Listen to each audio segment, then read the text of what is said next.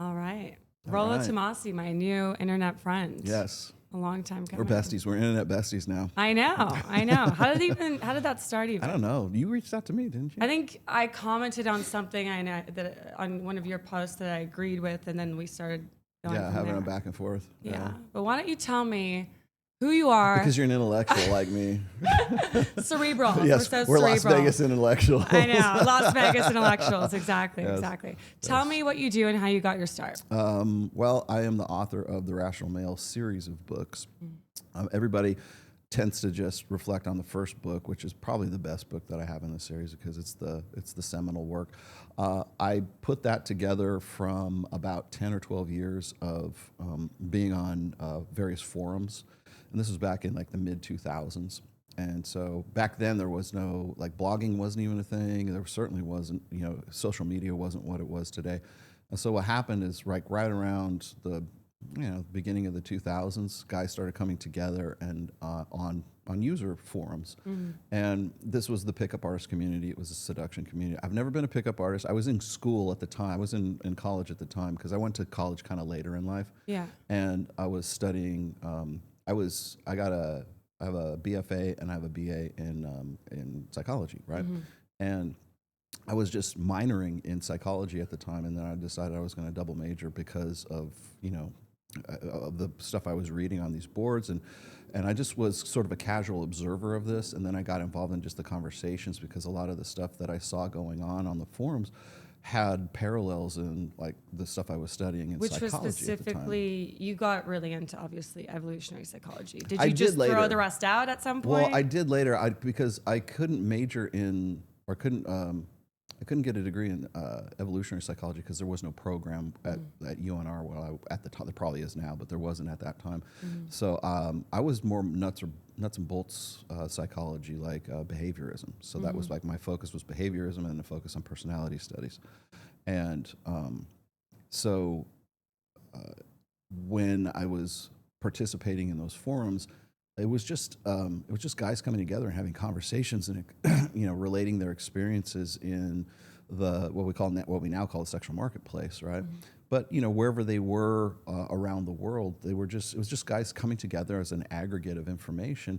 And then you got guys like Mystery, and you got like guys from Venusian Arts and the guys who were the early pickup artists. Who were taking the sort of this information and then taking it out in the field and field testing it and then bringing it back and saying, okay, this worked, this didn't work. Pickup artistry-wise. Yeah, pickup artistry-wise. And it's interesting. I hate even calling it pickup artistry because it was really just sort of like dating science at that time. And it was because what they would do is they would come up with ideas and then they would go out field test them, and then they would go back to the forums and they would just basically compare notes and say, this is what works, this is what doesn't, and then they would like make comparisons to maybe if you knew anything about psychology that they would say, well, this is working because of this sort of psychological dynamic. And I think it's funny because in fact, I got a copy of it. I probably will respond to this on my next show. But there was an exchange between Chris Williamson and Andrew Huberman just recently. And Andrew Huberman was talking about how it was a dating subject or topic on Chris's show. And he was saying how if you take a girl to like 3 different locations, it's more significant. You spend time at each one of these locations. It creates more memories or creates a better association than if you stayed in one place for the same amount of time, right? Which is what pickup artists have been talking about since 2004, right? And even Chris Williamson picked up on that, but he says, yeah, well, these pickup artists, they weaponized this and used it as manipulation and all this stuff. And I'm like, but it's true. And it's a good date. It's also a good date. I want to go to 3 places over one place. Yeah, because it's called venue shifting. That's all they called it. But if a pickup artist does it, it's weaponization. But if it's Andrew Huberman saying it, it's great brain science and everything. And it's like, so it just depends on where that same information is coming from. But the thing is the guy, they still have to like pay homage to Mystery for saying this, take a girl to 3 different places, go and create memories at different places. And then you create this sort of emotional association for we went here and we went here and we here, and you have a story. Yeah. right? Instead of just staying at one club for like, 4 or 5 hours, whatever And it it's was. stagnant. And, Yeah, exactly. And now, but it's okay if Andrew Huberman says it, but it's not okay if Mystery Which is says it. bizarre that we're taking dating advice from Andrew Huberman, Mm-hmm. given his story, and I know one of the women. So it's like, Yeah. when he went on Chris's podcast, He's just as much a player as anybody else. Yeah, He just keeps it low key. exactly. I'm like, stay in your lane. Just please don't talk about relationships or creativity for that matter.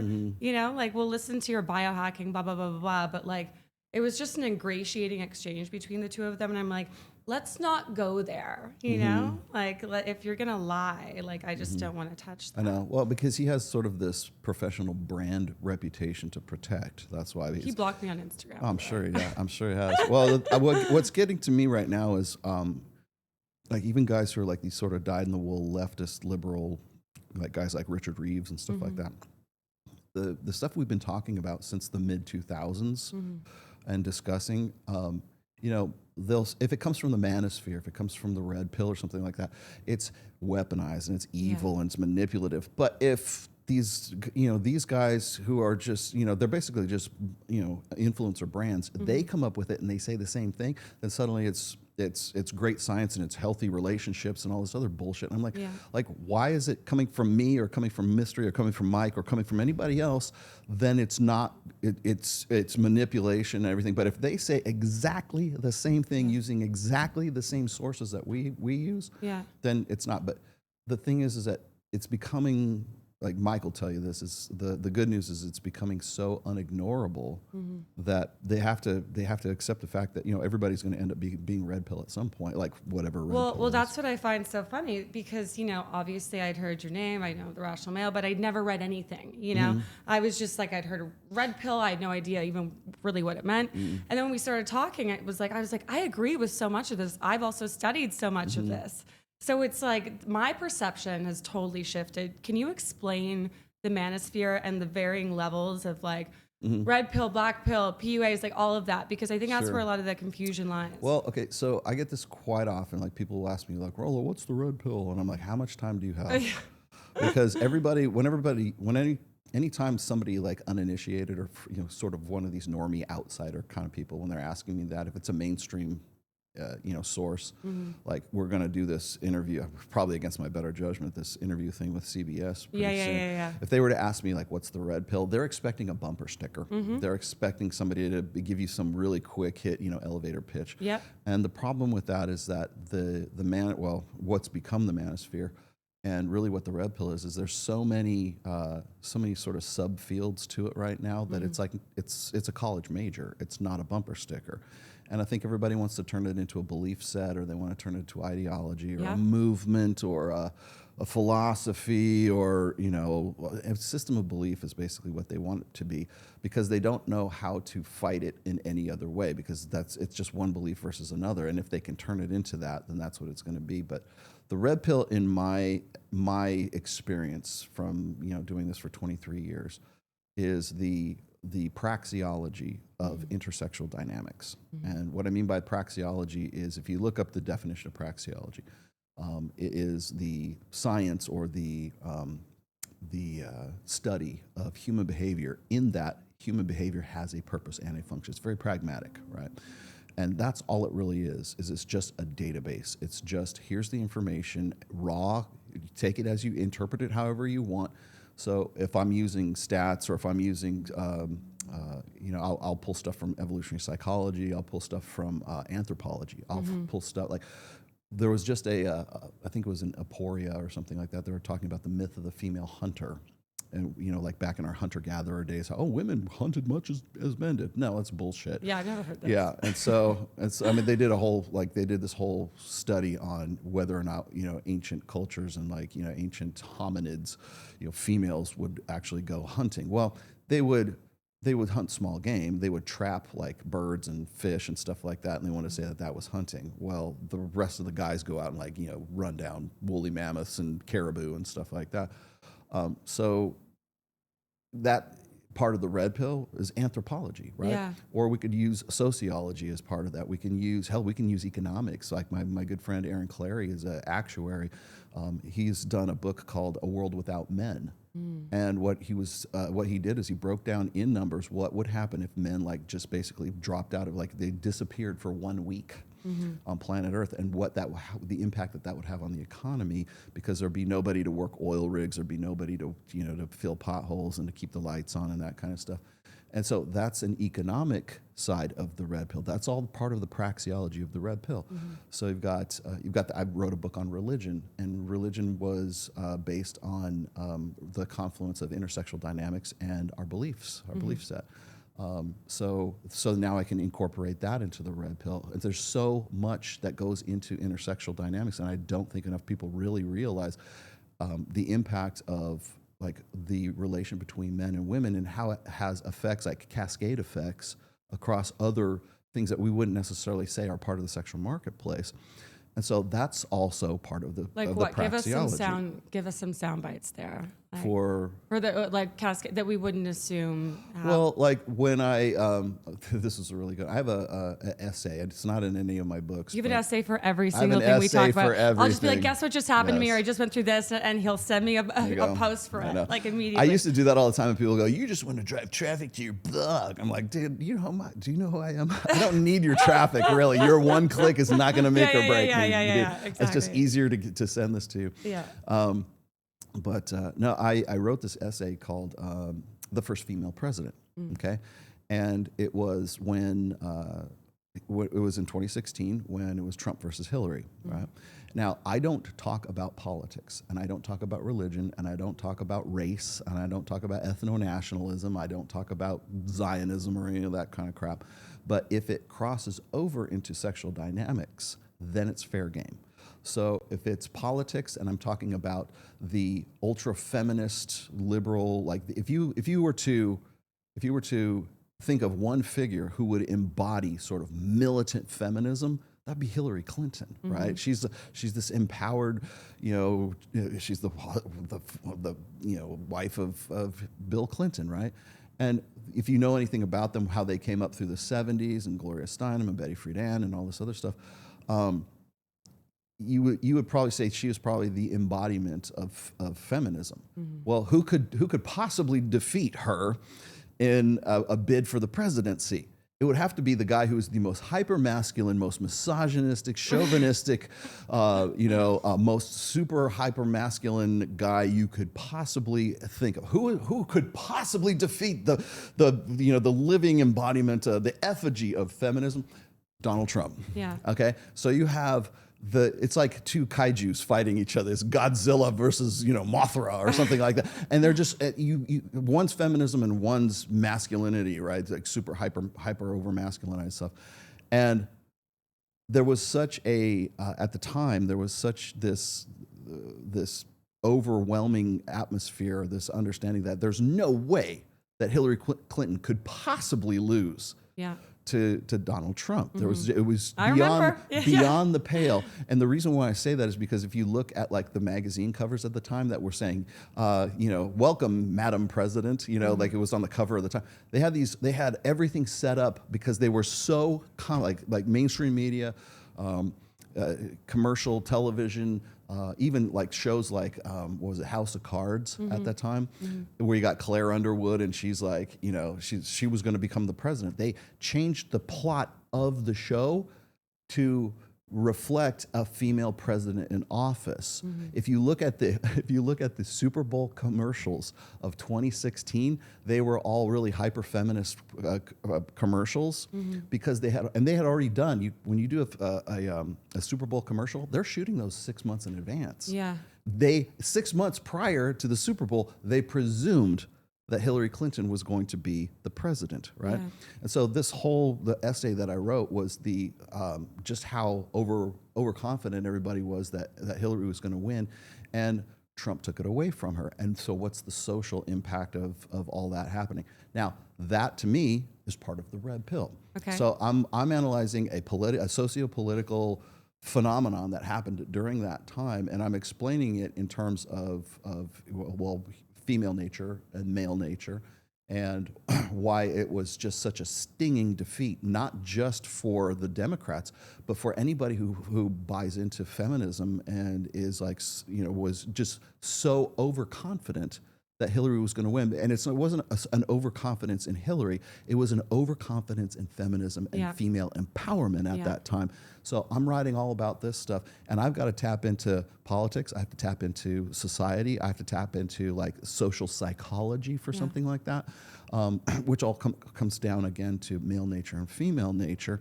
So that's it sort of broadens the scope of the red pill. Now, today, everybody thinks the red pill begins and ends with Andrew Tate, or they think it begins and ends with Pearl Davis. And they think it happened, it just started up half an hour ago, when, in fact, it's been going on for 20, 25 years now. Yeah, and I mean, how I even first heard about you in the first place, I told you, it was my old roommate from 1,000 years ago, who's still a very close friend of mine, probably some of the man I respect the most in my life. He's an incredible person. You know, he's been an incredible partner. I've seen him in all stages of life. And he was like, you should check him out. And I was like, no, red pill, like Andrew Tate, like, fuck those guys. Fuck those guys. And I'm like, women are property. Yeah. Well, and even just you explaining to me, like, you know, I know that feminism is ideological and a social movement, right? But I was like, oh, there's actually a lot of synergies between feminism and red pill. You're like, no, they're different things. Because people try to moralize the red pill, and that we can't. That's because that's a practice. So when I talk about the praxeology of the red pill, it's like the red pill is like fire. Okay, you can warm your house with it. You can cook your food with it, or you can burn your house down with it. You can burn yourself up, or you can burn your friends up with it too. It's all in the usage of what you're doing. That's the practice. The fire is the praxeology. It's not good, it's not bad, it's all in how it's used, right? So the problem that most people have, especially today in the social media age, is you can't tell people facts without telling them how to feel about those things. Because if you don't, they will hate you for it. Or else they will infer the reason why you're telling them these facts is because you want them to believe something. So what they do is, rather than try to combat the facts or like have some sort of like rational discourse about the facts that you're presenting, they have to turn the facts that are inconvenient to what they believe in, and they have to turn the red pill into a belief set. So they have to say, well, the red pill philosophy. No. I will stop anyone in the tracks when they say, like Pierce Morgan will say, well, what about the red pill movement? I'm like, red pill's not a movement. Red pill is just facts and figures and data and statistics, and it's just the study of human behavior, in that human behavior has a function to it, like a latent function to it. Now, the practice, like we were talking before, if you talk about the black pill, if you talk about MGTOWs, if you talk men going their own way, MRAs, men's rights activists, the white pill, the Christ pill, the trad pill, the gold pill, the pink pill, fuck your mother pill, I don't know, whatever it is, like everything's got to be a goddamn pill, right? And so what those are practices. We've taken this data, now what are we going to do with it? Well, if you're a MGTOW, you're going to say, you know what, fuck it, the juice isn't worth the squeeze, I'm out. I'm taking this data and I'm turning it into this, for me and for what I think is the best practice. It's just to go your own way and exit the game, right? If you're a black pill doomer, you're just like, oh, it's all about, commiseration with my friends. We're all incels or whatever. It's never going to work for us, but we're going to sit here and complain about it all day long. Or looks maxers. It's all about how you look. I'm like, how come you're not a personal trainer? Like, what's the resolution? How are you going to solve your problems? Like, oh, well, it's not going to help my face. I'm like, yeah, but you can still get jacked, right? But I love the looks maxers. But then there's like the passport bros, right? What's that? The passport bros are guys who say, you know what, it's all Western women, and we need to leave the country and go find women in like underdeveloped countries, like the Philippines. My ex-boyfriend, he like ran by. He's like, what do you think about me dating like an 18-year-old Argentinian Filipino woman? girl from the whole country? He's like, they're just different there. I'm like, okay, I understand what you're saying, but I also know why you're in. He used to have an older woman thing because he slept with his former stepmother, after his dad passed. It was a really actually tragic, traumatizing kind of fucked up story. And so he would eroticize older women for the longest time. And he's extremely avoidant. So then he went to the other side of the spectrum because he never has dealt with his shit. So it's like, I'm like, you're attracted to this 18-year-old, obviously, aside from the obvious. because it's like you'll never be seen, you'll never be an equal, like, or not that you want to be an equal per se, but it's like you don't have to do the work there. You're going the pendulum swinging from one extreme to the other. Yeah. Like I was like, you're not gonna, like, he's like, you're not weirded out by that. I'm like, I'm not offended. I'm just like, he's like, that makes a lot of sense. Interesting. Yeah. Well, guys will eroticize, or they'll develop preferences or fetishes, whatever you want to call it, for whatever is the easiest, the easiest path from point A to point B. What do you mean? Well, if you like, if guys like say, well, I like a girl with a little bit more meat on her bones, right? It's like fat chicks try harder. Like you start developing like sort of fetishes or preferences for like older women, for example. Yeah. Because it's easier to get with, for a young guy to get with an older chick who's like the cougar dynamic like that. It's easier for guys to get with those girls. And then so what happens is they go, you know what? I have a preference for older women, right? No, you don't. It was just easier for you to get laid because of that. And now you've created a neural pathway that sort of helps you with your game with those girls because you know what they're looking for, and you go and sort of cater your own sort of personal interactions with what has worked in the past. It's like going to the same watering hole all the time. Right. It's like, okay, I'm just going to keep going here. Yeah. Whereas like you didn't start that way, Right. but you ended that way because you ended up, getting with a cougar, you ended up getting with a fat girl. Or it doesn't have to be that. It could be like a girl who's really skinny. It could be a girl who's with blonde hair, brunette, redheads, whatever it is. Yeah. So then the fetishes sort of come out of that. So would you say like May, December, cougar dynamics, because that doesn't align with the sexual market value thing of, men want more fertile, younger women. How do you explain the attraction? Well, to they do. cougars? A want is not get. Okay. As far as like evolutionary psychology, if you're going to go, I invoke the name of Dr. David Buss. If you're going to go the David Buss route, if you're going to go the evolutionary psychology route, guys are looking for larger breasts, a hip to waist ratio, symmetrical face. Youth and fertility are highly, prized or are definitely an arousal cue. If you look at the again, I'll quote the data sets once again. If you look at, there's a book called Dataclysm by I forget the guy's name, but he was like the CEO or one of the guys who created was OkCupid. And so they took the data, and remember, this is the first time in human history we have like raw data for stuff like this. The preferences for men, like at what age do they think that women look the best? That's all it says, right? And for men across the board, from like 15 years old to 90 years old, they find women between the ages of 21 and 24 to be right around 23 years old to be the best looking, and it does not deviate from that.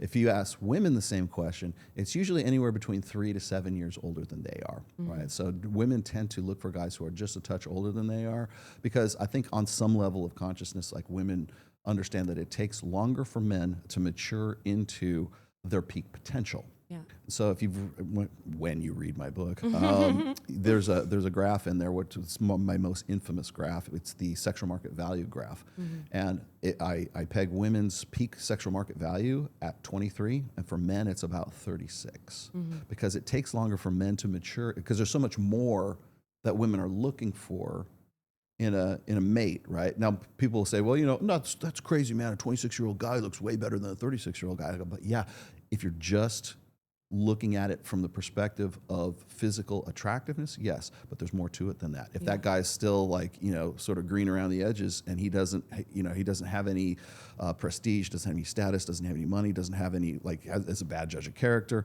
whatever it is, he's still sort of in a mature, because men mature much later than women do, even physically they do. But to get to the point where the guy is, he's got his business going. He's made partner in the law firm. He's become a surgeon or whatever. That guy has put in his reps, and he's got to a point where he's maximized his personal potential.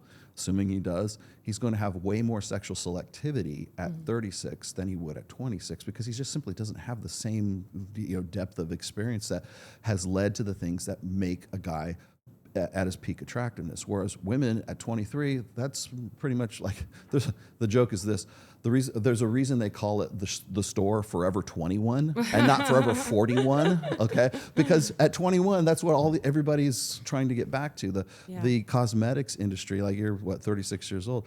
The cosmetics industry doesn't exist because women want to look older, they want to look younger. Yeah. Well, why is that? Because on some level of consciousness, women understand that 23 is about where their peak market value But I was. think it's this bizarre shift's happening where it's like, because of the cosmetic, industry, it's like the surgery, like everyone kind of looks the same. It's like how everyone's personality is becoming the same. Yeah. Like the other day when all the women were here, I was like, I couldn't tell who was my age and who was like 21. It's bizarre. But how do you also explain like I recently wrote about my cougar initiation, and I had this 9-month initiation. Relatively one speaking, of many. yes, Yeah. yes. How do you explain that? Because from an evolutionary standpoint, again, from my understanding, like as I'm on the decline, technically I haven't even peaked, but technically I'm on the decline. It's like I met this younger man when he is on the lower end of the sexual marketplace, and I'm declining. He hasn't come up yet, so we meet at this interesting intersection. Is that what the attraction is? Well, the attraction is, first of all, you're an attractive woman, okay? And then you also have preserved yourself well enough so that you still have, like I was saying before, let's just go back to cosmetics again. The reason why we have cosmetics, or we have cosmetic surgery, for example, is to create the illusion, at least, of attraction cues of fertility and youth, okay? Like we were at Babes in Toyland just last night.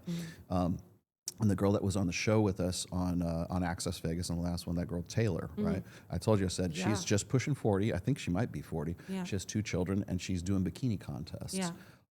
In no other time in history could that happen than right now, okay? Because we have cosmetic surgery. You can get Brazilian butt lifts. You can get however big you want your boobs to be. That's no problem. You want to get collagen in your lips, that's fine. If you want Botox in your forehead, that's fine. There's so many different sort of like there's stuff you don't even know about. Cosmetic, yeah. There's probably stuff coming up that you don't even know about. And like me and Kyle were just talking earlier about just being enhanced as a guy too. Like if you get on gear or you get on TRT or whatever. I'm 57 years old and I'm in better shape than a lot of guys who are like 20 some odd years old, right? Because there's just this. If you look at the average weight of like people in the U.S. right now, who have like 75% are like overweight and something like 35% are morbidly obese right now. When you fly back to wherever you're flying back to, when you get through TSA, look around you from your walk from TSA to your gate. Look at because this is Las Vegas Airport is a big, huge hub, right? It's an international hub. Look at the cross section of like people who are going to and from wherever they're going to, right? And just look around you. Those are normal people. They're overwhelmingly going to be overweight. They're going to be sort of frumpy. They're going to men are going to be average 5'9", right?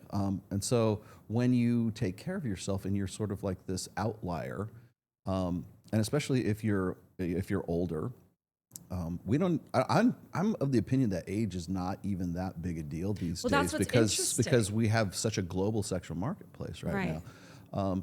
But if you look at just the average American walking through, the airport there, like a woman like you or a woman like any of the girls that we saw at walking the runway, if they walk through, Las Vegas Airport, it's like seeing a wild animal in a suburban neighborhood, right? Because it's so out of the ordinary.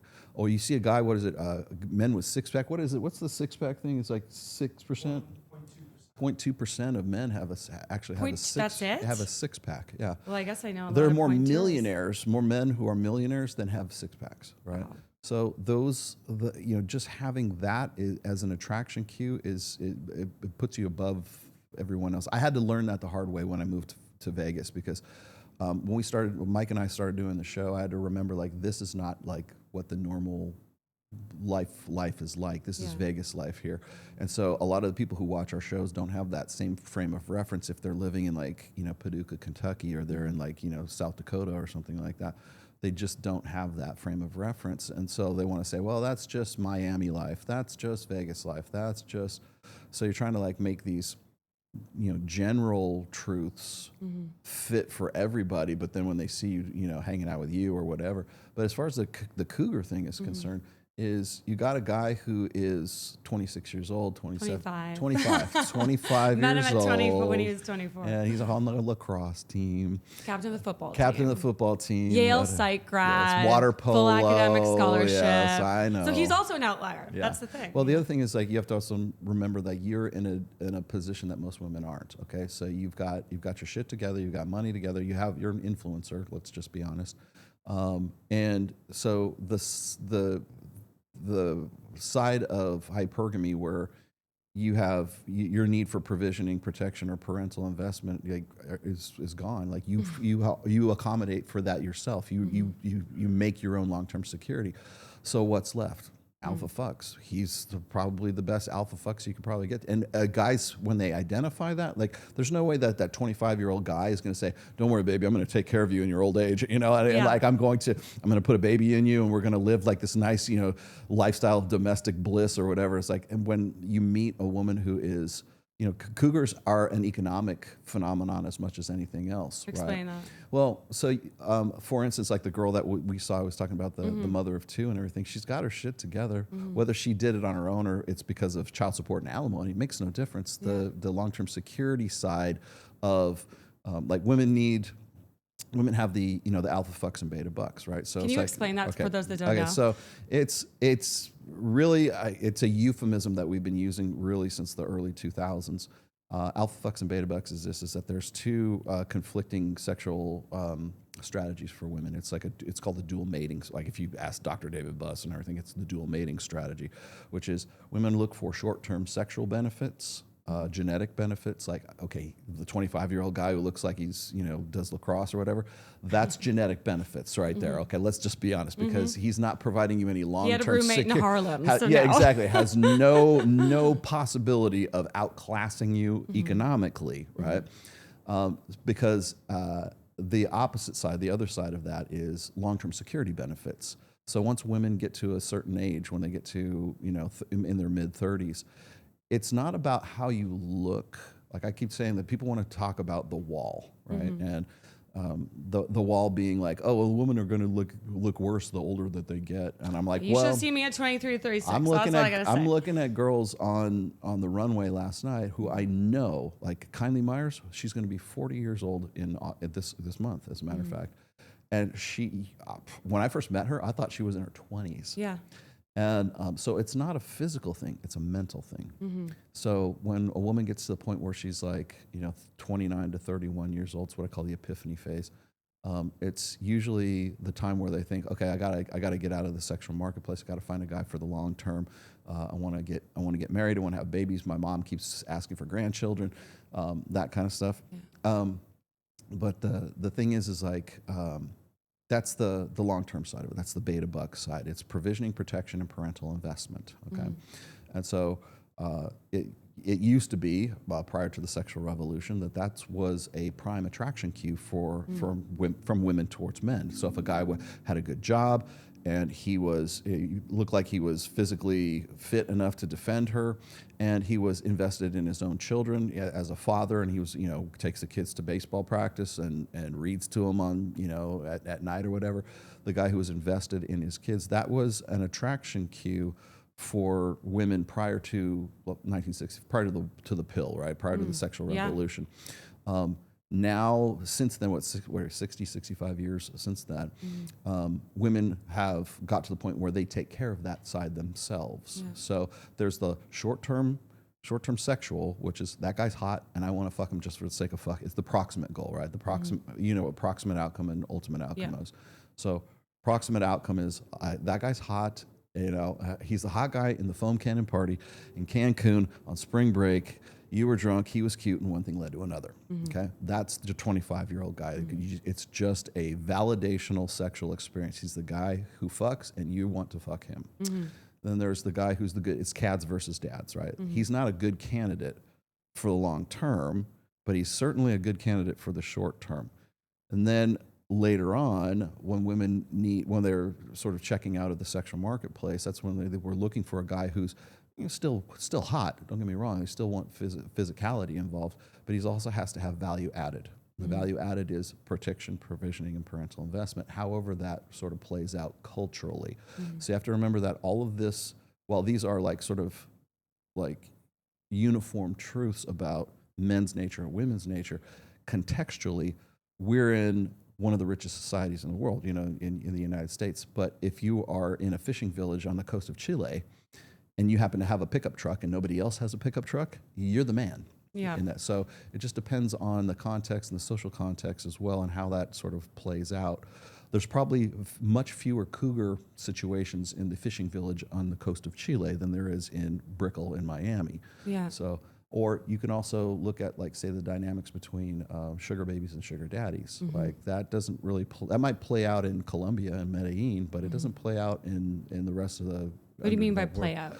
Well, you'll see less instances of that. It's only really doable in richer societies and societies where that's in some cases the norm. Yeah. So. Yeah, I talk about the hierarchy a lot, and I just find it so puzzling because in my opinion, I think that transactional hypergamy should be at the top, as in like that's worse than escorting to me because you're selling like your soul and your body. Like let's look at Georgina Chapman, Harvey Weinstein's ex, or Melania, right? It's like, you know, everyone loves Melania because she doesn't give a fuck. So it's cool to not give a fuck and hate your husband. But like when I was an escort, I had sex for money. And it was completely what it was because I couldn't fake emotions. I could never do that, right? And it's like, for some reason, we're celebrating this transactional hypergamy, but then like sugaring is also, in my opinion, like a lot worse because there's no clear boundaries. A lot of the men that have been blacklisted from like sex work, you know, from on the client side there, then go to sugaring, and the women are taken advantage of, and it's just like, but that's better because I'm not an escort, I'm not an actual sex worker. So it's just really interesting to like dissect the morality and what meaning people make of all of that. And on that note, I wanna read one of my favorite quotes from you about body count. So, Rollo, do you think body count matters? And you said, no. Absolutely. And the higher, the better. I need a girl who's DTF from the jump. Yes. For guys after 50, all that pretentious bullshit about long-term commitment should melt away to sexual expediency. It's not about experience or some contrived want for a virgin bride. It all comes down to guys who fuck and guys who don't. If we're talking from the perspective of evolutionary effectiveness, women and men with higher body counts are effectively proven commodities in a sexual economy. Yep. That's when I was like, I love you. Yes. Can you explain that? Let's unpack that. Well, one of the things that people always like, remember when I told you about the difference between giving people facts and figures and then telling them how to feel about it. This is the telling them how to feel about it part here.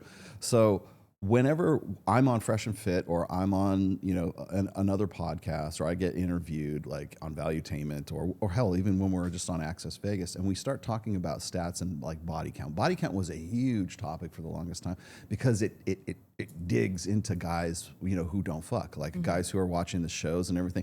I want a girl who's a pure virgin bride from, you know, the Amish Dutch country in Pennsylvania. Like they are looking for something that simply is so, I'm not saying it doesn't exist, but it is such a rare animal that in that rare animal doesn't want to have anything to do with some asocial sort of, you know, psychotic spurge, right? They don't want to have anything to do with that guy. So it's really just sort of a cop out. It's one of these things where guys will make up whatever reason they can not to go out and do something, not to go out and make approaches, not to go out and be social, not to go out and it's an excuse for inaction is what it is, like anything else. But so body count is one of those stats and data sets that is interpreted in such a way that guys think that it's indicative of these whores that are, you know, all over the place and they just want to have sex with just, you know, Chad, and it's like sort of this incel mentality, but it's almost like more, it's definitely weaponized, like autism is what it is. But it's guys who want to find some reason not to do anything, right? And that's one of many. But aren't we told too, from an evolutionary standpoint, like a woman that's had a lot of sexual partners is like danger zone because so how do you reconcile that? So it depends on what time or what part of life you happen to be in, right? Remember, I'll also put a caveat in there, like after 50, all the pretentious bullshit should melt away, right? Because if you're in your 40s, you're in your 50s, right? That you're looking for something way different than you were when you were like in your 20s or your 30s, right? Well, also I'll argue like a woman that did sex work versus a woman who has like compulsive sexual behavior or any. Well, I got another agitating tweet that I put out not too long ago, and it was better an honest whore than a prude who's going to tell you that she's sexual and wants to marry you, and now you're locked in for life with this chick who just wants to do vanilla starfish sex with you all the time, and said that she, sort of like bait and switch, decided that it's a loss leader is what it is. Yeah. It's like a loss leader into a lifestyle of babies and stuff like that. But it's guys who see how promiscuous their girl was before, and then with them they're a prude. Like, I married a slut who fucks like a prude. Yeah. Right. And so I've had all my fun. I've had all my fun, and no fun for you. I had so much we fun. got to get serious. Yeah. But I want fun. Yeah. No. It says, well, I have this one post that's called "Saving the Best," and I could not have written it in any other era in human history than now, because we have digital media, and we have Instagram, we have social media. So everything that, like, you go look on Instagram, you go look at the girls from last night, all that stuff that was shot on video or whether it's been an Instagram reel, it exists somewhere on the internet. And if you are so self-absorbed as a guy to say, I want a girl who's pure and puritanical or whatever, and you go back and you find out that your girl was walking the runway at Babes in Toyland in 2025, that might be enough to say, oh, well, she's a whore, and I'm not going to marry her. What? No hymen, no diamond. It's like, Jesus Christ. Oh, my God. Can we come up with anything that's more pretentious than that? And the thing that gets me is, so body count is one of these things where it's like, the idea is this, that is, if a woman has a higher body count, she is less able to sustain a marriage, higher incidence of divorce, can't pair bond, and there's this, has a higher instance of STDs or whatever.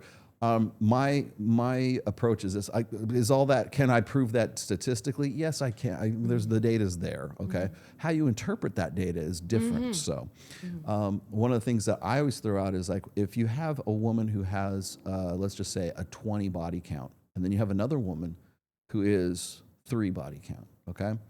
If a woman has a 20 body count and you are the most alpha, most impactful, most dominant, most guy who rocks her world in bed, and you have your shit together, and she looks up to you and admires you, and it's like the adorer and the adoree, like she just adores you, like, and she's got a 20 body count. Does that mean that does that mean you're just gonna say, fuck it? Let's go to the chick with the 3 body count. Okay, one of those dudes from her 3 guys is, a war hero who died in Iraq or something like that, or is a guy who is just like he is the most dominant alpha that she has ever been with, and she's going to be, whether he's alive or dead, right? Like, maybe it's a previous boyfriend. It's what I call the alpha widow phenomenon. If that woman is an alpha widow, either literally or figuratively speaking. And she's only got a 3 body count, but she can't get over her ex. Which one do you want to get with? Which one would you get with? Yeah. You will get with the one with the 20 body count who just worships the ground that you walk on, rather than the one who is like still hung up on her ex, because you will forever live in the shadow of that ex. Now, here's the thing is, if you take a pool of 20 guys, odds are that one of those guys, or maybe 2 or 3 of those guys in that 20 body count, is the guy that she can't get over, right? Or she's going to, that was the metric that she compares you to. Whereas if a woman has like only 3, the odds are that if you can outshine any of those 3 and be the guy, then maybe 3 is better for you. So the pool of men for body count is really what those guys focus on, okay? But that whole scenario that I just gave you between those 2 women right there, to make any fucking difference once you get past a certain age. And so what gets me is these guys are like, I would never marry a girl like that. And then the next tweet is like, fuck marriage, never get married. Yeah. Like, then why do you care about whether or not you would but you would get married? No, fuck marriage. Okay, well, fine then. I would never get with a girl who has tattoos. Yeah. Right? And I'm like, well, why is that? Because they're more promiscuous. I would never marry a girl with tattoos. It's like, what is that? It's like putting bumper stickers on a Lamborghini, And I'm like, okay, so you're anti-marriage, but you wouldn't get with a girl who's tattooed. Like, you're not going to marry her anyway. So what the fuck do you care? Yeah. And that's what leads me to think that all this is just cope for inaction. Yeah. And so, like, I don't care if you got I grew up in the fucking, late 80s, early 90s, and you want to talk about tattoos? That's a green flag, not a red flag. Yeah. You're not going to marry them. Guess what? Tattoos mean she's more promiscuous. And if that's all you're down for, then that's the thumbs up. Go for it, man, because the likelihood is better. It just depends on what you're looking for. But these guys are just so fucking conflicted. They're looking for this. It's what is it? The Madonna whore thing. Yeah. Right? Oh, I talk about this all the But time. they're so conflicted. Like, well, I want to marry a good pure girl from purity. Women are selling purity, and it's like, no, they're not fucking selling purity. Yeah. And so when it comes to the body count thing, people will, like, just because I give you the data saying women are less likely to be able to form pair bonds, and all, divorce is higher instance if a woman has a higher body count. Isn't it the same for men too? It is the same for men as well, but it just depends on men approach sex differently than women do, though. Because men can compartmentalize the sex act from an emotional investment. That's why one of the things I know, Mac and Murphy has brought this up on several occasions. We're like, well, men are also less likely. I go, yeah, but the guys who can fuck are way more rare.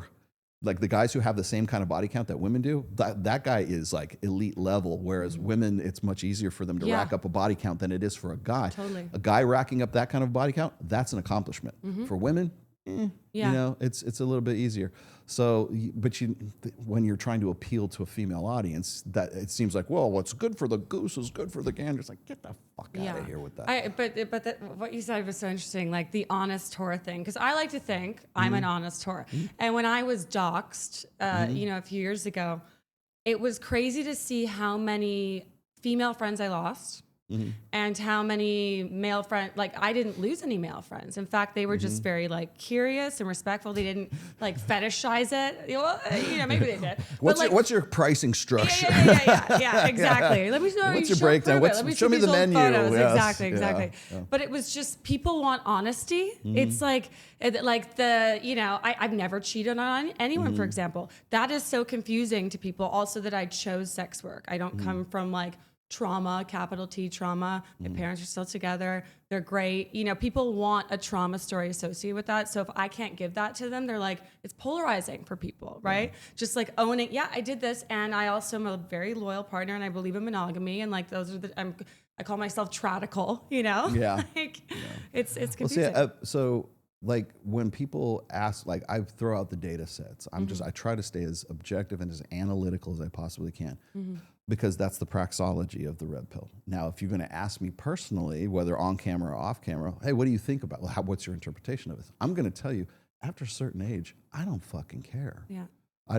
Well, you should care. You're the rational male. Blah blah. I'm like, you're asking me what my opinion is of this. I'm going to give you my opinion of this, and it's not. You guys aren't going to like it because you think that just because I told you that.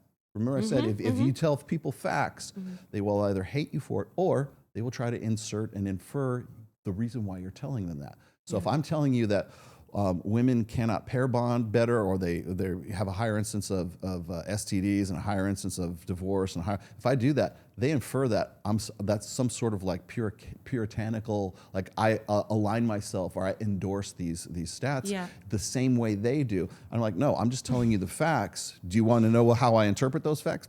I don't care. Yeah. Well, you're also a very polarizing person because you've been married for like 30 years. You have a daughter, and it's like, and yet a lot of the perception is out of the gates, like, you're a misogynist. And it's like, no, you have a healthier family life than like 99.99% of people. People don't know what to do with that. They can't reconcile with this. Yeah. Okay, I want to pivot into the other part. The last part of that, though, is this: is like, so when they find that, they lose their shit. Like, oh, Rollo's falling off, right? But the facts of the matter is like, whenever I'm talking about body count, like, I'm in my 50s right now. So if I were to find myself suddenly single tomorrow, I've already gone through having kids. I've already gone through, ups and downs, taking care of, aging parents. My parents are gone, right? I've gone through all that. My father died from dementia, Alzheimer's. I've already gone through that. I've gone through all the things that you're supposed to go through as a mature male adult, and whether it's in marriage or it's in family or whatever, I've gone through all of that stuff. And so at 50, if you have gone through all of that shit, I'm not looking for a new wife. I'm not looking for, like, people like shit all over Mike for like being 47 and having a 22-year-old girlfriend. It's like, yeah, well, he's already gone through a certain phases of life, and he's not looking to start this sort of traditional, Midwestern style family. He's looking for specific, characteristics in women if he wants to get into some kind of, because I've known Mike when he had a girlfriend, I've known when he's single. And so after a certain age and after a certain level of experience, like most of these guys that I work with in my Reignite program, they're not looking for another wife. They just got out of a horrible divorce or whatever, and these guys are in their mid 40s and mid 50s, and once you've gone through those certain phases of maturity, you're not looking to like have another wife and have more kids and start over again at that age, because it's, I mean, physically it's taxing, let's just say. But you're not, like, guys after a certain age aren't necessarily looking for a woman who doesn't have, how ridiculous would it be for me to say, I want to find a girl who's like 55 years old and she's a virgin and she's never had any kids and has no fucking baggage. Imagine me trying to like be as pretentious as that. So really, once you get to that point, once you get past a certain age and you've gone through a certain, phases of your own maturity as a guy, are you DTF or are you not? Do you want to fuck me? Do you want to fuck me better than my ex-wife? Because she was all into starfish sex and it was just a fucking nightmare. I'm just looking to have a fucking good time. Oh, you're 22? That's even better, right? Or you're 35? Even better. Yeah. I want to go into the 16 commandments. Okay. Because this is going to be really fun. I didn't write these, by the way. This is Royce who wrote them. I know. But this is like the 16 commandments of the red pill. Of Poon. It's technically the literal title of it is the 16 Commandments of Poon. It was written by a blogger named Royce. You need the history first. Back in the day, back in 2009 to about 2012, 2013, there were three bloggers that sort of ruled the red pill / what would become the manosphere universe. It was the three R's, which was Roosh, Royce, and Rollo. And so Royce used to run, it's now, he's stopped blogging since, but it used to be a blog called Royce in DC, because he was in Washington, DC. And then he got doxxed. And then he was going to close the blog, but then somebody convinced him to keep it open and bought it out from under him. And he kind of like started blogging again under another pseudonym, and it was called Heartiste.com, and it's now Heartiste. If you want any of the archives, it's heartiste.org. And his most seminal post was the 16 Commandments of Poon, which you're going to give me right now. So there's the history for you. Okay. So number 1, never say I love you first. So I'm going back to my relationship history, and for me, that becomes a Mexican standoff. It's like, I have not, but I have seen it work too if a man's just more like stoic or reserved, and it's like, he loves you, but when it becomes weaponized, which it certainly has in relationships too, it's like, I'm not doing it. Do you really think that works? Who do you think is more, what sex do you think is more likely to say I love you first, men or women? Men. Right? Yes. Yeah, statistically speaking. They're the ones that are going, because most men don't fuck, okay? Right. Remember we were talking about the 80, 20, 45% rule, or 4.5% rule? Most of the guys who are 80%ers or 20%ers, they can't believe their luck. They can't believe they got, so especially if you're younger, and I know because I can tell you this from experience, right? If you get with a chick and you're walking in the desert of like no sex, and suddenly it appears this oasis of this one woman who will actually suck your dick and she will actually have sex with you. You want to lock that down because you have been in such a state of deficit for so long that she must be the one, because she's the only one that you've had in ever, really. Or, it's so few and far between, and you must have done something right or whatever, and you get with that chick and she's having sex with you, all of a sudden you want to find some way to lock that down. How do you do that?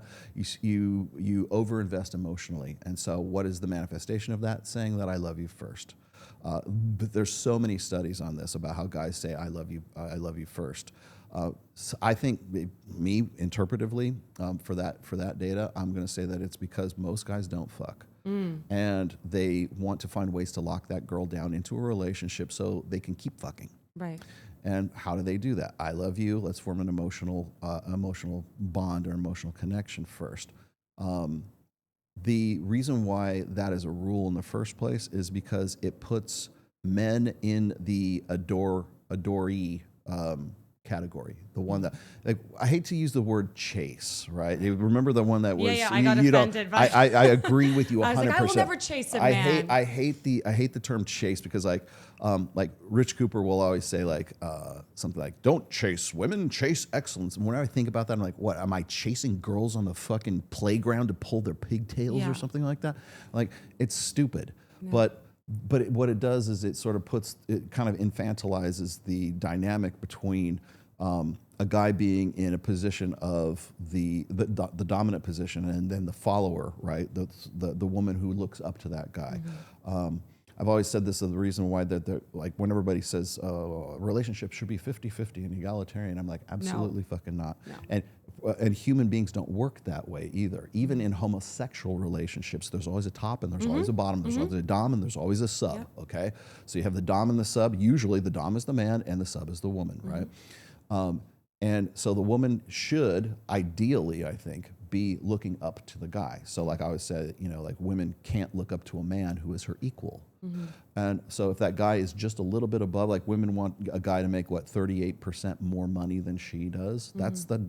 That's the adorer or adoree thing. Yeah. That's just one manifestation of it. It could be like we say it's so manipulative if the guy is he doesn't say I love you first, right? Because ideally men and women should say, I love you at the same time. I love you. Yeah, just like we should orgasm at the same time, yeah, exactly. Right? Yeah, we should both get off at the same time. And we should, we should get matching tattoos. Yeah. And, we think everything at the same time. We want everything at the same time. We should get stupid Christmas sweaters that match. Yeah, that kind of stupid shit. But it's this very pervasive egalitarianism that has sort of like, and by the way, it's not just about like in relationships between men and women, it's also like in the church and it's also in like our society that we, if it's good for the goose, it's good for the gander. There has to be like every action has an equal and opposite reaction, which is false. When it comes to human nature, it's absolutely false. So there needs to be a dominant, there needs to be a sub. So one of the manifestations of that is who invests first? Who says I love you first? Mm-hmm. Because what happens is if a guy says I love you first, he loses frame. Mm. And so what that is it's a concession of frame. If a woman says I love you first, or I want to be exclusive with you first, like when I was with my wife, we were dating non-exclusively when we first started getting together. I was dating other people, and For she how was long? saying, probably about 3 months, maybe. And so she worked at the hospital, and I was actually dating another chick that worked at the same hospital as her. But like we were still seeing each other, and it was her and probably like 2 other girls that I was seeing at the same time. And then I was with her, and then at one point, probably like three months down the line, she says, I don't like the idea of like you being with other chicks. I want to be exclusive. And she was asking me to be exclusive with her. I wasn't the other way around. And she was the hottest piece of ass I was seeing at the time. Like, yeah, okay, we'll see how this works. Yeah, I can do that, Yeah, that's funny because that reminds me of my first like true love, serious boyfriend in my mid-20s, and we were dating for I think a couple months or less than that, like maybe a month, and I wasn't even really into him. You're gonna love this one. I wasn't even really into him, and I go back to his place, and then the next morning I wake up and there's a condom wrapper in his garbage, which was not from me, or on the floor. And I was like, why is there a condom wrapper on your floor? And he goes, I guess they missed the garbage. And I was like, I freaked out. And I didn't even like the guy. I was like, and I lost it. And I was like, I just turned red and I ran out, and he's like laughing and he's like coming kind of after me. He's like, Coral, why don't you just say, I really like you and I want to be exclusive with you. And I was like, I'm not fucking saying that, blah, blah, blah, blah. And he's like, well then, okay. And I'm like, okay, fine. Devin, I really like you and I don't want you to date anyone else. And he was like, what? And he had me say it a couple times. And then he was like, I'll talk to my lawyer about that. And then we dated for 2 years. And it's like, it was crazy that worked, because I do have this theory too, that like, Men will very rarely not tell you the truth. Like if a woman's like, I want to be in a relationship, he'll dance around the subject. He'll be like, I think I'm having a really nice time with you. I'm like having a good time with you. You're a lot of fun. Like, let's keep doing this. But he won't say yes and then not be in the relationship. Right? Like that's the big misconception. And women will weaponize that. They'll contort it. They'll take the, I'm having a nice time with you. And they'll be like, well, yeah, we're in an exclusive relationship now. And I see that all the time. And then men are damned if they do it or damned if they don't. If they get the truth, women don't want to hear the truth, you know? And then it's just, it's bizarre how that language is like in my case, I didn't engineer it that way. Yeah. Right. It was just that's the natural progression of it. The other thing is, when I was dating my wife, like we both had she hated my truck. I had like this, this old white Toyota pickup with no tailgate. She didn't like driving around my truck. So we usually took her car. Now, when I've dated other women in the past and they had a car, they were the ones who were driving and I was in the passenger seat, right? She hands me the keys to her car. You're driving, right? And and I still to this day, like I'm still driving, right? Yeah. She expected me, she had expectations of me to be the dominant one. Yeah. And so now, hindsight being 2020, I kind of understand why she was like, I want to be exclusive with you. But it didn't even occur to me. Like, and I'm like, oh yeah, okay. I didn't like throw a condom down there to say, there's a condom over there. Hey, I'm fucking other bitches, babe. Well, you want to be? You're still with your wife. I'm still not with that guy. That would have been me trying to like force the issue, and I would not. That's the difference between like I think a lot of people when they say, well, you should say I love you first, or I shouldn't say I love. That's the condom on the floor, right? So if the guy does it, it's manipulative, but if the girl does it on her own, then it's naturally and it's organically flowing or whatever the fuck it is. And it's like, I think it's just a matter of perspective. If like, if I'm withholding I love you as a tactic, that's one thing. It's another thing if it doesn't even occur to me. Right. Yeah. And because I'm seeing I'm doing we're dating non-exclusively, right? I don't like, okay. Yeah. Or even if we are dating exclusively, it puts men in a dominant frame if the woman is the one who is conceding to having emotional investment first, because women want to. I mean, if you read the rest of that rule, it's like women don't deny women the pleasure of like looking up to you and seeking after you, because that forms the basis of a healthy relationship. And you probably already know my position on frame is the frame that you go into a relationship with is going to be what sets the theme for the rest of your relationship. Yeah. Well, this brings me to the second one. Make her jealous. Flirt with other women. Dread, yes. Yeah. Those are the fundamentals of dread. Yeah. So making a woman jealous. Mystery and I have talked about this several occasions. Now, Mystery talks about it more in the proximate sense. I talk about it in the ultimate sense. So when Mystery talks about jealousy, like a woman cannot love you or cannot be invested in you until she feels jealousy for you. Now, he does that in the sense like he'll have one girl at the club and he'll be working this girl, and then there's another girl that likes him too over here in this other set, and so he'll leave the one girl and go over here, and if that girl follows because she's got an investment in him, she doesn't want the other girl to take him away, to take his attention away, right? So that's in the more like immediate proximate sense. I talk about it in terms of a long term, which is like dread, okay, or competition anxiety or urgency.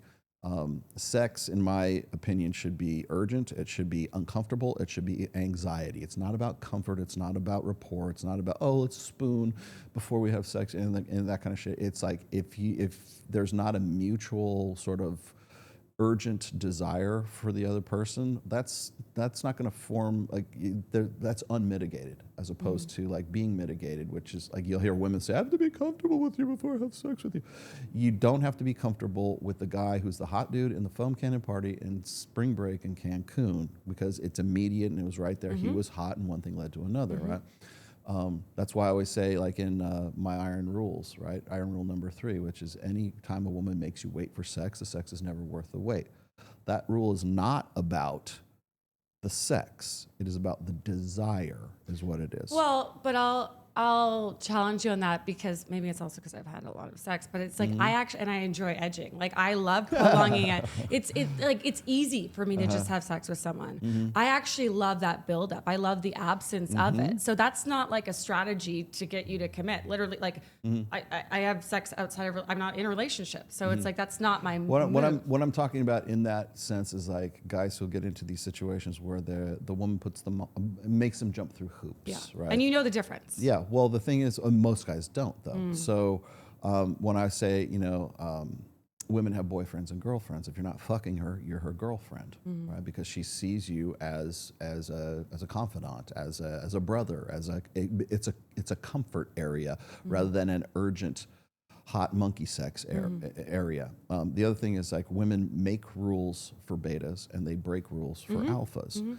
So the breaking of the rule is a woman breaking rules to see is she like calling in sick to work because she wants to fuck you for the whole day, or is she saying, well, I'm not going to have sex with you until you prove until I see your 401k, until I see your 1099 forms, until my mom approves of you, until my girlfriends approve of you, until you measure up to these particular things.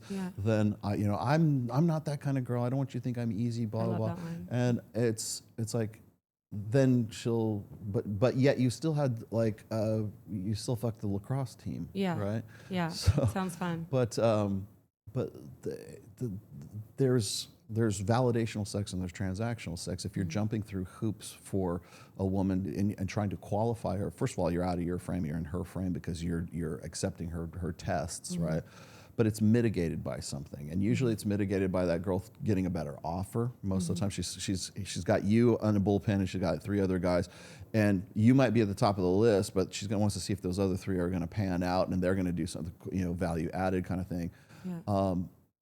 Meanwhile, in her, no more fun for you. Like the fun was back when she was younger and she was having sex with guys who were like not good for her, and she was going through her journey of self-discovery and making bad decisions and everything. But now I'm going to get right with God, and now I'm going to do this, and you better measure up and meet all these requirements, like that one clip that we talked about in Access Vegas. If you don't measure up to these things, then we don't have a future together. Right. And I'm not looking for a future. I just want to have sex with you, right? And then maybe we'll see how it goes from there. But like guys who are in that position of negotiating don't realize that they're negotiating, and you can't negotiate genuine desire. Yeah. And so. But what about responsive desire with women? I mean, so there's spontaneous desire and there's responsive desire. And like a lot of women do physiologically, like in order for them to get aroused, and I'm talking about mostly longer term partnerships, like they can't be anxious. I actually eroticize anxiety, so I'm a different beast. But there's spontaneous and there's responsive, and a lot of women tend to be responsive. I don't think that's the same though, because I agree. Like you can't negotiate genuine desire, but just women come to it in a different way. Like it's not always spontaneous. It's not always primal. You know? I think a lot of the times when like women go to like marriage counseling, or they go to like couples therapy or whatever the fuck it is. A lot of it is really centered on that guy altering his behavior in order to make the woman feel more comfortable, do more chores around the house, do these things, so she'll have the freedom to feel more attracted to you and everything else. And the fact of the matter is, it has nothing to do with what the guy's doing. It's the fact that she simply just doesn't have any genuine desire for him, whether it is she comes to it from a position of urgency, or she comes to like, oh well, I got to work up to it. There's no, unless you're in the manosphere, in the red pill space, there's no education for guys as to how to arouse a woman, how to attract a woman. In fact, you're supposed to magically know that already as a guy. It's supposed to be just part of your like operating system you're born with.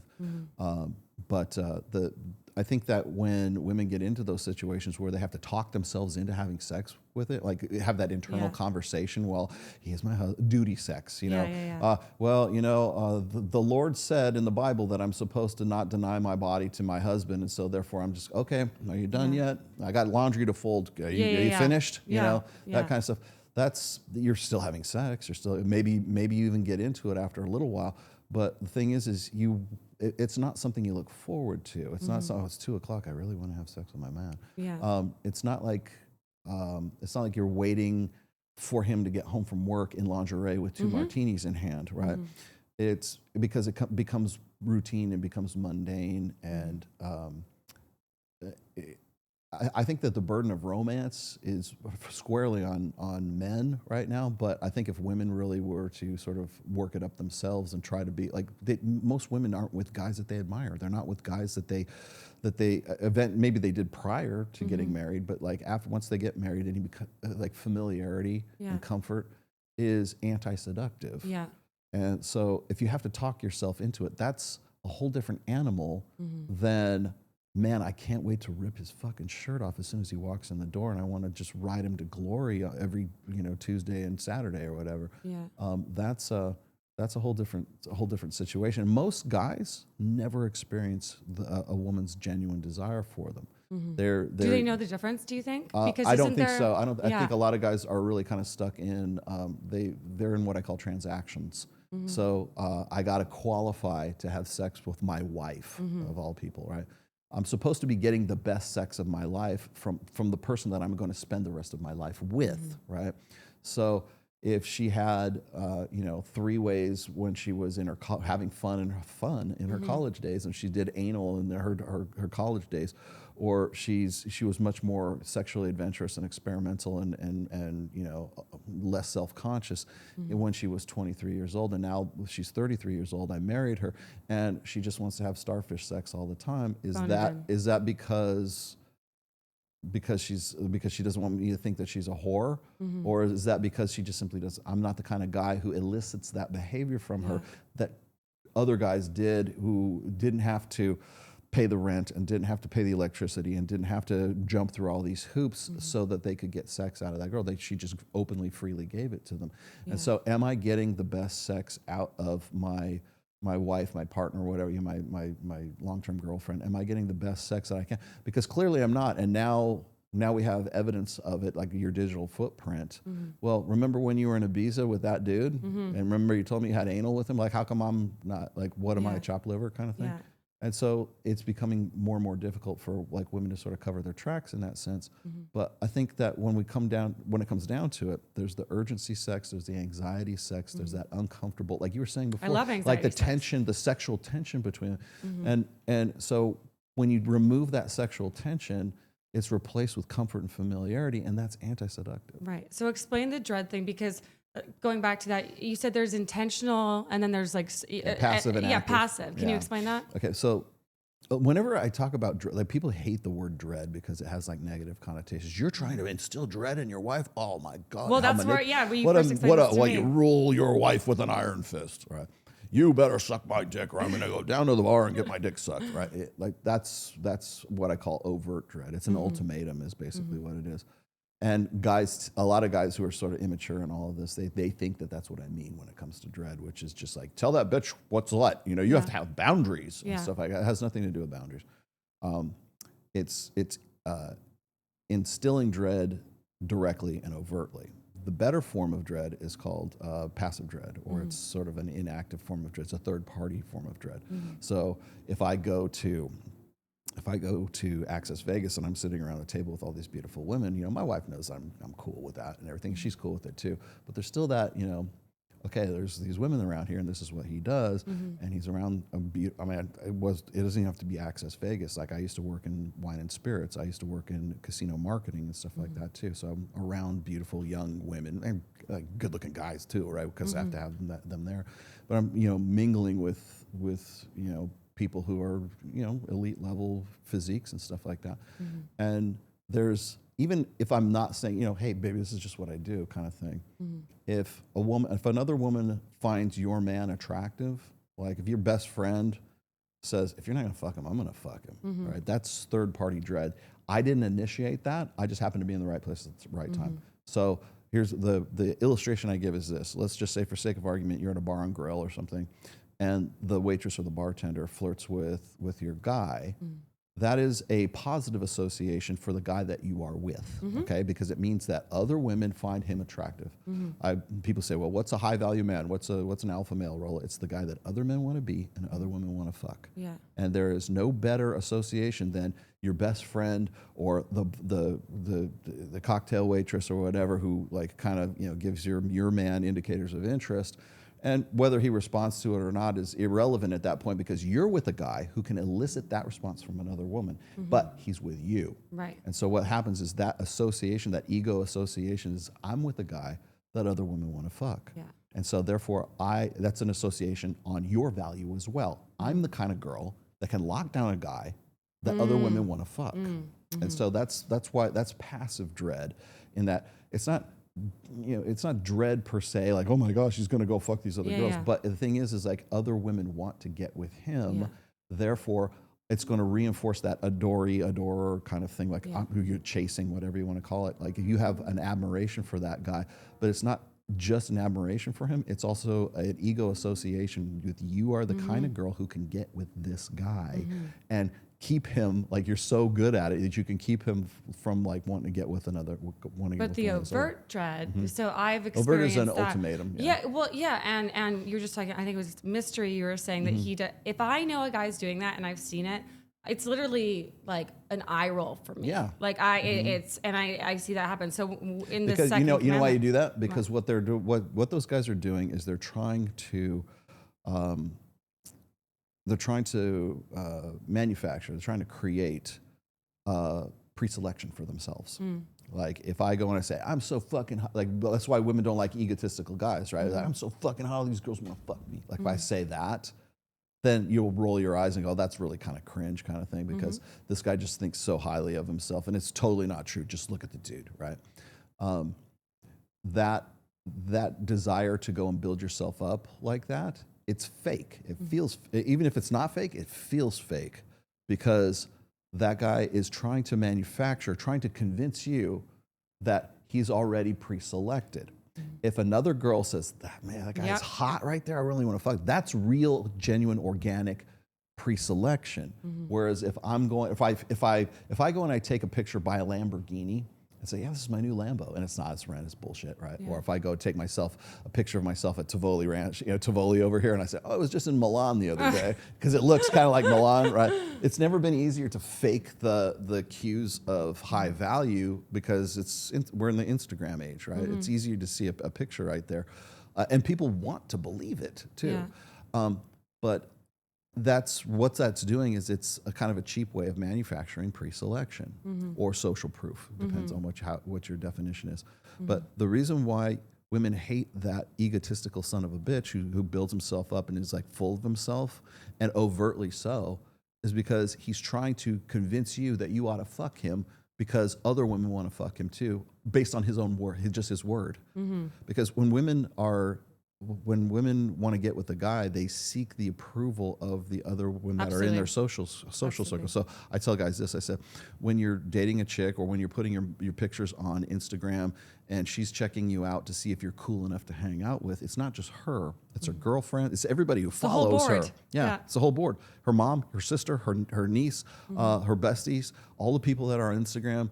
And I mean, that's how you get apps like the T app, you know, right? It's like, and so you're not just dating that one chick or trying to get that approval of that one girl. It's all the girls that are the collective, the sisterhood that is behind the scenes right there. Because women can't just rely on their intuition about whether a guy is legit or not. They got to seek the would you fuck this guy? Because I'm thinking about fucking this guy. What about you? What about you? What about you? So they seek a consensus from the collective as to whether or not that you should proceed further. Now, if the guy is trying to take the place of all those of the whole board by saying, I'm such a badass, this chick wants to fuck me, and that chick wants to fuck me, and this chick wants to fuck me too. So you should want to fuck me as well, right? If I say that it's very cringeworthy, and it sets off all of your intuition. It sets off all your intuition. Yeah, it's like I have a total double standard, and I'll own it. I don't think men should have Instagram unless it's work related. Or if you do, I have this whole rant about it. Like last post from 2018, I'm okay with the fish photo because like that you're doing. Don't stand I'm so glad. in front of a fucking private jet or a Lamborghini. Like that's gross for me. A guy that posts like infinite stories about his social life. I'm like, what are you trying to prove, What are you, buddy? a chick? Yeah. I know, I get that all the time. We have to convince guys like in MOA and Reignite that they should have an Instagram, but because it seems so self-serving. Like I think a lot of guys are way more self-conscious about that than women are. Like, women love to post pictures of themselves. Instagram is for chicks, right? But I mean, guys still got to participate in that because it's almost like weird. Like if you don't have a social media presence, like what are you, an axe murderer? Well, that's what I hear from women. Seem to have these two extreme opinions around that. Like, no, he's a psycho if he doesn't. And I'm like, that's why I'm a big fan of like the annual post. You know what I mean? Yeah. It's like, okay, we know you're real, but that's good enough. Well, I mean, I'm from an era where there wasn't like I had to do everything analog. Yeah. So there's no. Like a phone number meant a lot more than follow me on Instagram because if a chick says, "Okay, here's my number, call me and we'll set up a date," kind of thing, and she picks up. That's a commitment, is what that is. Because now you got my private phone number, right? And now you can get in touch with me anytime you choose. That you had to be like pretty hot. Yeah, she had to be into you to give a phone number. Yeah. Whereas today it's just, hey, bump phones. Yeah. That's all you got to do. And follow me on Instagram. And the reason why is because Instagram is the #1 dating app on planet Earth, because what happens is women will go and look at a guy's Instagram grid just to see if he's cool enough to hang out with. Does he have friends? Does he have social proof? Does he have a big gigantic fish on his is he fishing? Is he full of himself? Because you can tell more about that. And then guys, of course, the contingency for that is to like doctor their photos to the point where it looks like there's a psychological aspect to for guys in particular, to put certain pictures up and certain ones work and certain ones give women the ick, right? If you got a big old bass, fish and anything, that's kind of an ick. You said something the other day about like the fish hierarchy. Like there's fish that like there's a hierarchy of fish. Yeah. If you catch a sailfish or a marlin, you are. It's like playing golf. Like you are a rich motherfucker because that's expensive. Yeah. Trust me, I know. Yeah.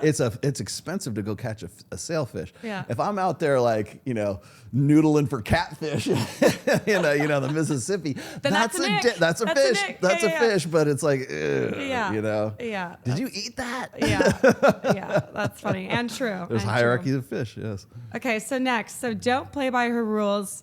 Her emotions, a hurricane. Her soul, a saboteur. You're only reading part of that. That's the last end of that. I know. Well, do you know the whole thing? 100%? I do know the whole thing. Yes. Okay. So explain that one. Don't play by her rules is really, it comes back down. This is really simple. This is just basically the, women break rules for alphas and they make rules for betas, right? Guys who don't play by women's rules are the message, the psychological message that sends is I'm not going to play by your rules because I know that I don't have to play by your rules. Because I have a roster of girls who are ready for DTF right now, and I don't have to worry about this. So I'm gonna be aloof. I'm not gonna say aloof, but I'm just gonna be sort of indifferent to your rules, because I have, whether I do or I don't is immaterial because I've got like 4 other girls on my phone right now who want to do the same thing that you want to do with me right now. So I'm not going to play along with that. And it also it comes back to frame as well. So if you're playing by her rules, you're in her frame. Give me an example of her rules. What are her rules? Just like doing I think really what Royce was talking about there was sort of playing into her insecurities.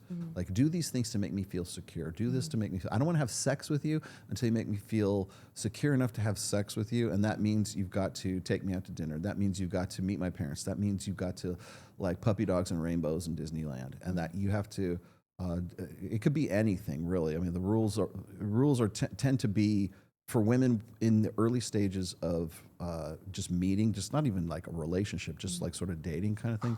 Those rules are there to as a form of a shit test. Well, I have an example of that. Test. Yeah, like I had been on like 3 dates with this guy, like 3 months apart, and every time we go on a date, he wasn't my type. But he was such a kind guy, and he was low key and like reserved, and I'd blow him off. Like we go on a date, I'd make out with him, I'd run away, he'd ask me out again, and I'd just ghost him. And that happened like 3 times over the course of a year. And then whenever I'd see him out, he wasn't bothered by me. He wasn't like, what the fuck, bitch? You know, he would send me and my girlfriend's drinks. He would order me a car, and he was indifferent, like you said. And then eventually, a year later, I ended up dating the guy for like a year. You know what I mean? Because like I'm like, there's something more to this man, because he's not going through my tests. He's unbothered by what I'm doing. Well, there's certain behaviors that manifest from a guy who is more alpha than a guy who's, and I'm using alpha and beta in abstract terms, okay? But a guy who fucks, right? There are certain behaviors that guy manifests that women pick up on, and the guy might not be, he might be completely unaware of that. He's even like, that's just how he is, right?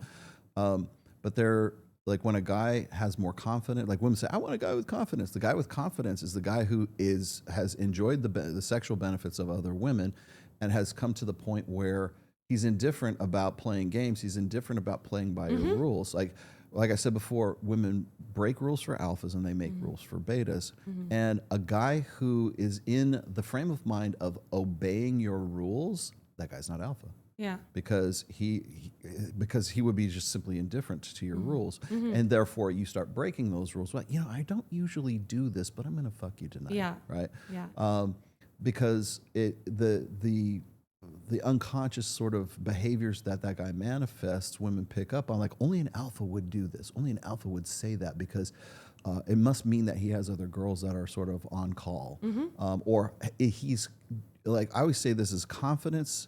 Like, people think confidence is some magic, like, woo, pixie dust, you know, cosmic thing. If you listen to like Tony Robbins or the rest of these guys who are like these sort of success gurus, you got to dig down deep into your well of confidence and, you know, walk with pride, stick your chest out, Jordan Peterson, make your bed, you know.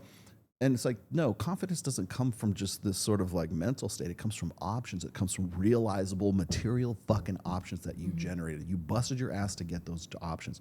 How many girls do I have on speed dial? How many girls do I have that in my roster or whatever it is? If I'm dating non-exclusively, above the board. If I know that I've got 4 other options, I'm going to manifest behaviors with the 5th option, who's sort of like the unproven commodity. I'm going to be way more confident. I'm going to be way more experimental. I'm not going to worry about stepping on your feet. I'm not going to play by your rules. I'm not going to, I'm going to be indifferent to your rules, because why would I? It's like, and that's just innate. Well, it's like the guy who has, like, if you're gonna, the guy who works a 9 to 5, and he says, you know what, Joe down the street is gonna hire me for $10,000 more than you're paying me here, and so here's my 2 weeks notice. I'm in a much better position to negotiate that extra 10 grand if I've already got a monkey branching, right? I've already got another branch in hand. I got the Joe down the street who's already offered me a job, and you might not even be trying to negotiate money, but the guy's gonna say, okay, tell you what, I'm gonna give you $12,000 to keep you here, right? That guy is in a much better position to say, you know what, make that 15, right? Because I've already got this guy. How valuable am I to your operation, kind of thing.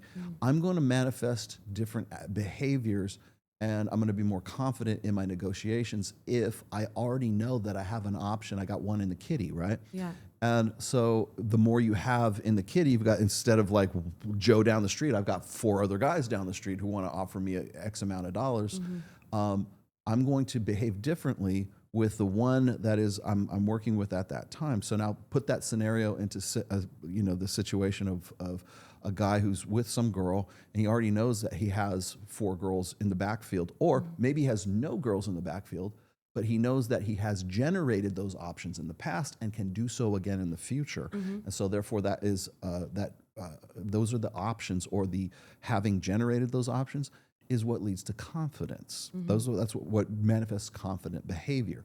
When guys are like, they're like, I don't know how to be confident with girls, it's because they've never had options to be experimental. Like, well, if I don't tell her this, if I don't tell her I love her on the first date, if I don't, if I don't go steady with her. Go steady with her. If I don't make her feel comfortable, if I don't spoon with her on the couch, then I don't want to lose her. I don't want to throw the baby out with the bathwater. I better do what she says, right? Well, that mentality is what's killing your game, because you've never had you've never had the options in the first place to be cocky, to be funny, to even have the not whether it's organic or it's planned. You just simply won't even engage in those behaviors because you have too much to lose because you don't know when your next meal's coming. And I think confidence, I mean, for men and women, just comes from having no fear. Like fear is an illusion. And honestly, before I got doxxed, I lived in fear of everyone finding out, and I would say, to myself, I would kill myself if that happened.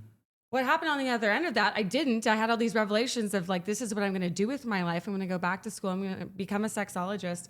And once the thing I feared the most happened, my confidence is like, it's just innate now. I think it's the same for, for men. It's just, you don't fear the loss. You're not living in a deficit, like you said. And once you don't have anything to lose, but like when it comes down to, what was it? Don't play by her rules kind of thing. It comes down to how confident are you to not play by those rules? Because in not doing so, that broadcasts or telegraphs to that girl that you have been rewarded with sex in the past and you will be rewarded with it again in the future. And so therefore you're not going to play along with those rules because again, I might be the guy that the waitress at the bar flirts with that you suddenly find me that much more attractive because other women want to fuck me and other men want to be me. Right. The dynamic is still puts the guy in the position of the one that is like the primary, and that's like women are only going to chase a guy who has a higher value, who perceptively anyways has a higher value than they do. A lot of guys say, well, that guy's a piece of shit. Why does she look up to him? Kind of thing. Well, perceptually, that's what she sees. It doesn't have to be an actual value. It could be a perceptual value too. So when guys ask me like, well, how come that girl's with that emo guy over there and he's not very he's as masculine as me. You can't bench press 225, like that kind of stuff. But perceptually, that's what she's looking for and that's what she's into. And that guy is the embodiment of that. So it doesn't matter whether, what his deadlift is. It's just like, that's are you right? Yeah, you're right. You're 100% fucking right. But to that girl, the perception is that he's the bomb. Yeah. So. Yeah. Okay, so the golden ratio. Oh yeah, my favorite. Adhere to the golden ratio. Give her 2/3 of what she gives you. Very easy. But I'm like, who? This of is so what? manipulative. Of what? Well, first of all, that must also be an intentional versus a passive thing. It is intentional. Right? Like I'm, what I said the other day on the podcast, I'm like, if you pick a fucking daisy from the public park, like I'm going to be over the moon. Like I'm not saying get me like be a Skittles guy. Yeah, what does that mean? Skittles guy. I'll tell you the Skittles. Okay. I'll tell you the Skittles story. And just to clarify here, the 2/3 rule is you give a woman 2/3, or you give a woman 2 for every 3, right? So if a woman kisses you 3 times, how big are the 2? If a woman kisses you 3 times, you kiss her twice. Yeah. Okay.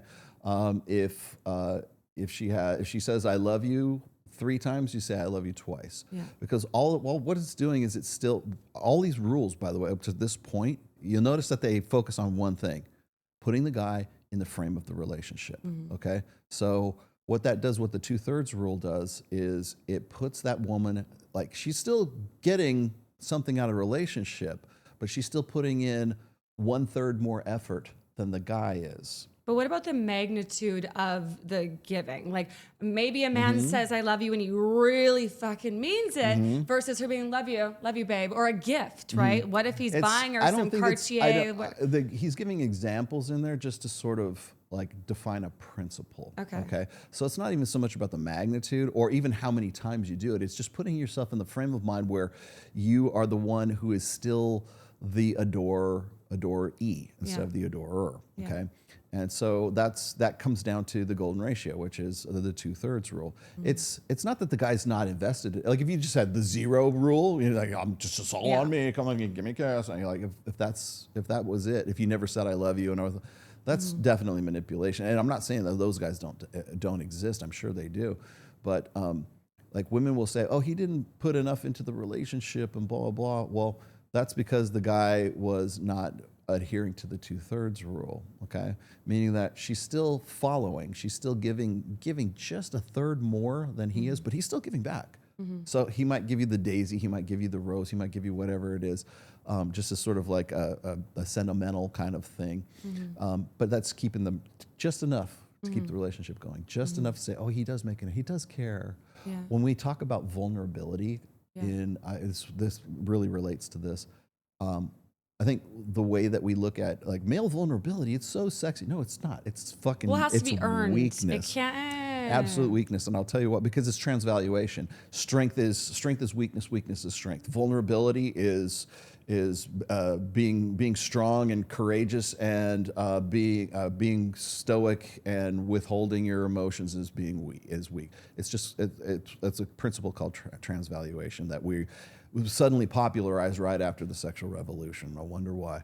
But the thing is, I'm not saying vulnerability it can't be a thing. Most guys see vulnerability as a form of game.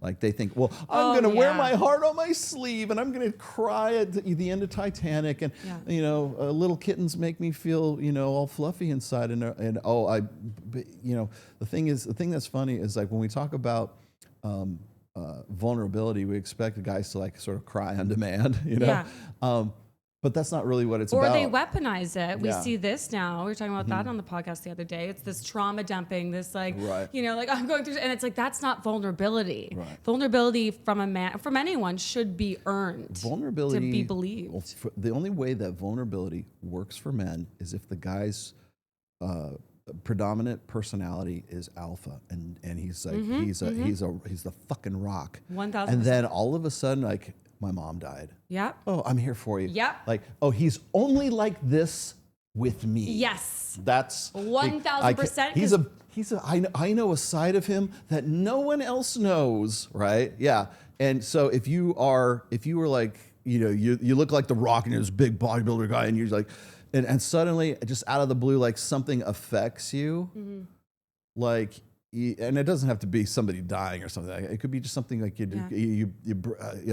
he's like, Iron Eyes Cody, and like one little tear drops down, and so I'm the only one that can bring this out in him. Yeah. That right there is very valuable. That will lock a woman in, because she thinks she is the only one that can elicit that vulnerability or that response from him. Like, I'm just thinking of my ex, like his he's mom. never emotional.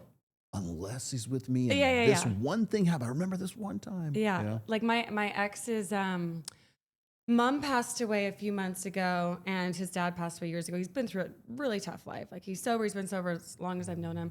And I had blocked him a while ago because he was pissing me off. We were friends, and he just bailed on dinner a few times. And I was like, fuck you, blah, blah, blah, blah. And then I find out through another chick who, she was like, what's the deal with him? And I was like, oh, I used to date him. We were good friends, but he's been flaky ever since he started making a lot of money. She's like, well, his mom died. And I was like, I'm such an asshole. And then I'm blocking. I'm like, I'm so sorry. And he's like, that's okay. He's like, I tried calling you a few times. And just because he's so stoic and he would never push me on any of it, I felt terrible. And then I was so emotional, and I was like, oh my God, all these love feelings came up again, because it's like he didn't weaponize it. I was like, oh, he doesn't, he's he's very much a lone wolf. And but see, most guys, like, they'll hear vulnerability, they'll hear it from like Justin Baldoni or something like that. Or, being vulnerable is the sexiest thing a man could be for. It's no, like confidence. It's fucking you can't not. construct it. And like a dude cries at the end of every one of his fucking podcasts, and I'm just like, who the fuck is watching this guy? They were like this. There's this one NGO called Diverting Hate that was like redirecting my traffic to his fucking channel and stuff like that. And I was like, please do keep going. I want people to see like this dude like crying on demand at the end of every podcast thing. And I think he's married too. Yeah. And I think he thinks that his wife gets turned on by shit like that. I'm like, I mean, Jordan Peterson cries. Yeah, but that's when he's off his meds though. Yeah.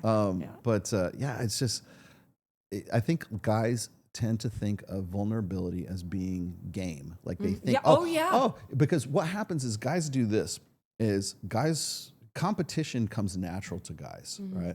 So if a woman says, I need a guy who can be vulnerable. Oh yeah, I can be vulnerable, and I'm gonna out vulnerable all the rest of these motherfuckers. I'm gonna be the most vulnerable guy that ever existed, and you're gonna love me that much more because I am way more vulnerable than anybody else. It becomes a form of competition, right? Or if it's, I like a guy who can identify with the feminine. Oh, really? Okay, I'm gonna I'm going to go trans. I'm going to be a literal woman because that's the level of competition. I got to out-identify the rest of these guys. And so I don't think like women really realize that if you say like, what are you looking for in a guy? Oh, I want him to be confident. Oh, I'm going to be the most confident motherfucker there is. They will take that to the nth degree every single time. Especially, and the more guys are in the don't fuck category, the more that competition comes out. And so that's how you get guys like Justin Baldoni. That's how you get these guys who want to turn game or whatever they heard some woman once upon a time. Some woman said, I like a guy with tattoos, right? So get a full body sleeve or get a full body of tattoos just because he heard can't one kill chick. a spider. Yeah. Then he'll start a pesticide corporation or something like that. But it's just, it's I don't think that women really realize the depth of commitment they will have if they hear something like that. But now apply that to vulnerability, right? And then what was the rule we were looking at? That was the give her 2/3. Give her 2/3. Okay, so the reason I brought up vulnerability for the 2/3 rule is because it's if my predominant character is I'm only giving you 2 for every 3, and we apply that to say something like vulnerability, I'm still going to give you a little bit of vulnerability, but it's got to be believable. Yes. It's got to be something that you could give me 1/3 of vulnerability, and like that's like 10x for me. Marry me. 1000%. Yes, exactly. So, but again, everyone that we've talked about up to this point puts the man in the positive frame and puts the women into the man's world. Okay, and that's really what the basis of frame. I didn't make up frame. This is like a psychological term. Okay, frame is the world into which you enter. Now, frame doesn't necessarily have to be between men and women. It can be between you and your employer. It can be between, if you're in the military, it could be you and your CO. It could be your family. If you have like a domineering dad or a domineering mom, you're in their frame. And it doesn't matter how old you are, you're still fucking Billy, the 15-year-old, right? So the frame is, I'm operating within the psychosocial context of this particular person. Now, the way that we apply that to men and women is, as we were saying before, the man being the dominant and the woman being sort of the submissive. I don't want to call it even submissive. It's like the guy has authority and she defers to his authority. But the only way that happens is if that man has a pre-established world into which that woman wants to enter. So women have frames, men have frames. If men, if a woman says, "Oh, I want a man to identify with me, or I want him to do these things, I want him to jump through these hoops. These are the rules that you got to follow to get with me." We even showed video after video of these on Access Vegas. Here's what it takes to date me. What she's saying is, here's what it takes to enter into my frame and be a part of my world, as opposed to a guy going, you know what? You'll never hear guys going like, "Oh, I want a girl who's going to be this and this and this and this," because he sounds pretentious. He sounds like he's creating social proof and pre-selection by popping off about what he wants. That's why guys are never allowed to have standards, right? Because if they have standards, it sounds like it's boasting. It sounds like it's you trying to create pre-selection for yourself. It's the guy who's the egotistical dude who says, this girl wants to fuck me and that girl wants to fuck me and stuff. Instead, he's saying, I need a girl who's this, this, and this because I'm a high value guy and this is what I do and these are my boundaries and these are my standards. That guy sounds like by saying those things that he is trying to convince you to fuck him. He's trying to convince you to accept his pre-generated social or pre-selection. Right? But when a woman does that, guys will gladly enter her frame. The guys who don't fuck because they think men are deductive problem solvers, right? So they go, okay, what do I got to do to get in bed with you? Oh, you have to do this and this and this and this. Great, bam! I'm gonna cater my whole damn life to be what a woman says that I need to do. She doesn't trust that. It's like, I need sex. I have to go ask a woman what she wants for sex. She tells me what she wants. I go and deliver on that. Ergo, at the end of the math equation, I get sex, right? That's male deductive problem-solving logistics, right? But all that guy is doing is pre-qualifying himself or creating a persona or creating a character of himself according to what that woman says that she wants at that time, which might change later on. And so he basically is not who is not, his personality is not organic. He's just created himself to solve his reproductive problems, right? And what he's doing is he's doing so to enter into her frame rather than creating his own frame, and which is a world into which that woman wants to enter. And so when we're talking about don't say I love you until she says it, jealousy and dread. That's the guy has to have frame. The guy for that woman for the bartender to want to flirt with him in the first place. That guy has to broadcast or at least be representative of having a world into which the waitress and you want to enter into, because that's really what you're doing. You're fighting that bitch to stay in his world, right? Yeah. Same thing with the 2/3 rule. Is it's establishing that guy as the predominant guy in the relationship, because the woman comes into his frame instead of him going into her frame. When a man goes into that woman's frame, that's when the woman says, "Oh, he's like it's like having another kid. It's like having another child. He's mother. They have mommy issues. What is it? Man keeping. Yeah. That's the new term. I got to man keep this guy. He's a man, but he wants me to do his laundry like his mom. Blah blah blah. And so what happens is that women set themselves up for that because they don't trust men to begin with, and they don't trust them to have their to provide long-term security. But if that guy comes into her frame, now he's part of the luggage. He's part of the dead weight. She's part of some of that she has to take responsibility for, rather than her coming into the man's world and saying, I trust him, I defer to his authority, I know he's going to take, I know the decisions that he makes are going to be the best for the both of us. Very rarely will you find women who like, I retired my wife probably like 4 years ago, and she's firmly in my frame. She always has been, but she's firmly within my frame now, because I make decisions and I do the things that I do because I see them as the best for me. And what is best for me is also best for my wife. It's best for my dogs. It's best for my mother-in-law. It's best for the people who are associated with me. It's best for the people who support me and my family and my friends.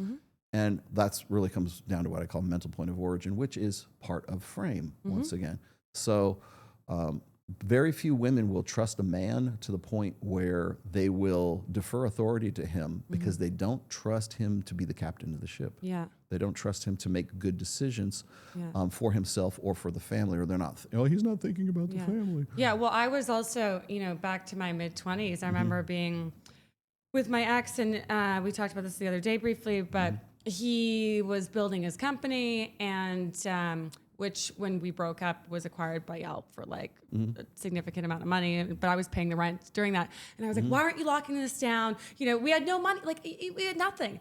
And I made it all about me. And now it's like, holy shit, do I ever get it? Alex Hormozy talks about this and his wife. And I'm like, yeah, he did the right thing. And guess what? He's married now with 3 incredible daughters, and is a totally different man with his wife than he was with me. And I played a significant part in that too. We had a terrible relationship, very tumultuous relationship, because I didn't trust him to do anything. It's like I wanted it to all be about me. My whole frame of reference has completely changed. Well, it's because, like I was telling you on the show, it's like you become the man that you wanted to marry, right? And I understand that, because for the last 4 generations since the sexual revolution, we have systematically, inculcated this idea that men are inherently untrustworthy. They can't be trusted with your long-term security. So therefore, girl, you got to get the bag. You got to go to college. You got to go do OnlyFans. You got to do whatever it takes to ensure. And even if you're getting married, you should still have a side hustle, because you never know if that guy's going to go fuck his secretary later on. Or you might have got with him when he was 27 and now he's 37 and he's hitting his stride and you're on your downturn right here. And he might still want to go, like I said, bang his secretary or his trophy wife, right? And so therefore you have to have an insurance policy. You better have a parachute, right? And in some cases, you'll see high profile people who will do those things. But that's definitely not the case for the vast majority of guys, because most guys are scared shitless of stuff like that. They're scared shitless to get married. They're scared shitless to lose half of their stuff. It's cheaper to keep her. And the idea that that men aren't going to do what they say they're supposed, like men are supposed to provide security for women. Okay, supposed to that's a judgment call, but the thing is that the reason why we have that attitude in the first place, and the reason why you have these sort of empowered women all the time who are going and getting, enrolling in college at record rates and graduating from college at record rates. There's more home ownership for women than there is for men right now. It's because, and what is that? That's security. I've got a house. I've got my money. I've got a job at HR. I've got a degree. I'm basically following a male life plan because men cannot be trusted to, even the best of men cannot be trusted to provide for me for the long term and my kids, if we have any, right? And so that's why you'll get women who will say, we don't, you get these videos of these guys on the streets, and they'll go up to women and they'll go, do we need men? Fuck no, we don't need men. Fuck men. They're lying, men, because men lie, right? Yeah. And then you go and you ask guys the same question: do we need women? Fuck yeah, we need women. What are you talking about? Yeah, yes. Are they pretty? Yeah. That kind of stuff. And it's like the complete opposite. But there's just this zeitgeist of I don't want to say, like, people say it's misandry. Okay, yeah, it is.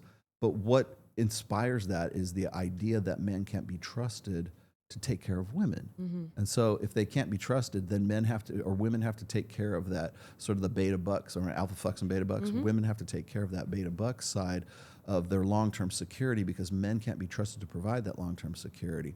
Only very rare, very high-value men can be. That's why women want the guy with $5 million income, yearly income, has to drive a certain car, has to dress a certain way, has to have investments here, has to love his mother, has to want kids, 6'2", finance, blue eyes, that kind of shit. That's all that is it's an insurance plea. I want a guy who can provide these things. And the only way you're going to be able to get me, because I've already provided them for myself, the only way you can do that is be such a high-level dude that I would even consider, well, I can provide for myself. Why would I want to get with a guy? Well, you would have to be really super elite level to do that. And those guys are so few and far between that you get a generation of women who are going to be single and childless by 2030 right now. So I think women have sort of priced themselves out of the sexual marketplace as a result of that. Is that warranted? I don't know. But all I can say is that we have encouraged this idea that men can't be trusted to do those things. Yeah. And I think that's kind of unfair in a sense. Is it a self-fulfilling prophecy though? Is that Yeah, it is.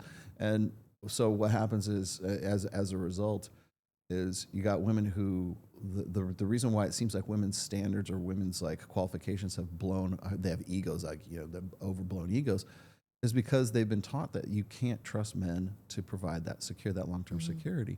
And so therefore they have to do it for themselves. And even when that guy comes into that woman's frame and he is the lesser and she is the greater, now he becomes another kid, and now she has to provide for his long-term security. So you're seeing that reversal right there. Yeah. And that's not the way that it works evolutionarily speaking, right? Because women are the vulnerable sex and men are the disposable sex. Yeah. So next one, keep her guessing. So I'm totally on board with that. I talk about contrast all the time, like in versus out of the bedroom, and just like that the unalignment is what keeps things Urgency. Interesting, and polarity. Yeah.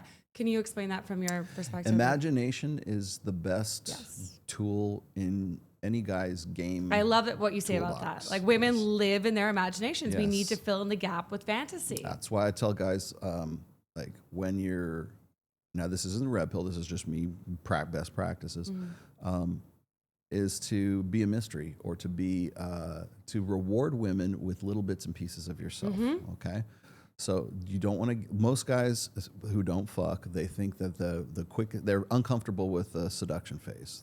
They want to skip everything, the uncomfortable arousal and she giving me eyes and stuff. They want to skip that and move right into rapport and comfort, because they think that that's where the sex is, because they've only ever heard women say, well, I have to be comfortable with you to have sex. Okay, well, we've got to get right to the comfort as quick as we possibly can, right? And what happens is, in doing so and getting there, you leave nothing left to the imagination. And there's nothing better. I always say this, don't deny a woman the pleasure of trying to figure you out with her female intuition, right? Because if you can leave a date and she goes back to her girlfriends and says, I can't figure this guy out. Can you help me? Like it's that what does intrigue. this mean? It's that intrigue. Because women, like there's a reason why the Bachelor is in its 30th season right now, because it plays into that. Well, is he really good for her? He's not really good for her. Blah, blah, blah. You know, like there's this, women want to talk about like whether that guy really is who he says he is. And that's really I call it the hypergamous filter. It's really female intuition is what it is trying to figure that guy out based on her female intuition.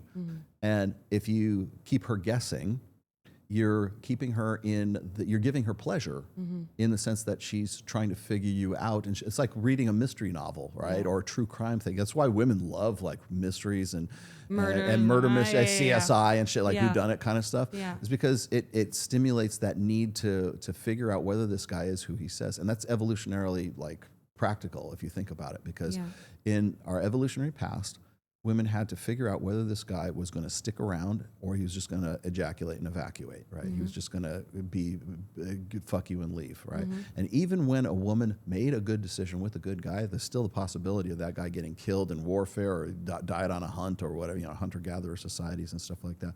But it was so important, evolutionarily speaking and reproductively speaking, that a woman figure out if a guy is real or if he's not for real, that it was a matter of life or death. And so that's why things like The Bachelor are so stimulating for women, or whodunit kind of thing, or like, what was it, Cheaters? You know, that show Cheaters, or, you know, or these confessions on like Maury Povich or Dr. Phil. He gets some like incorrigible PUA, goes, okay, ladies, you're right, you caught me. I'm really a softy and a nice guy kind of thing. I knew it. You know, that I knew it. That's the climax of trying to figure out whether that guy really who he is or he wasn't. That's why women shit test men.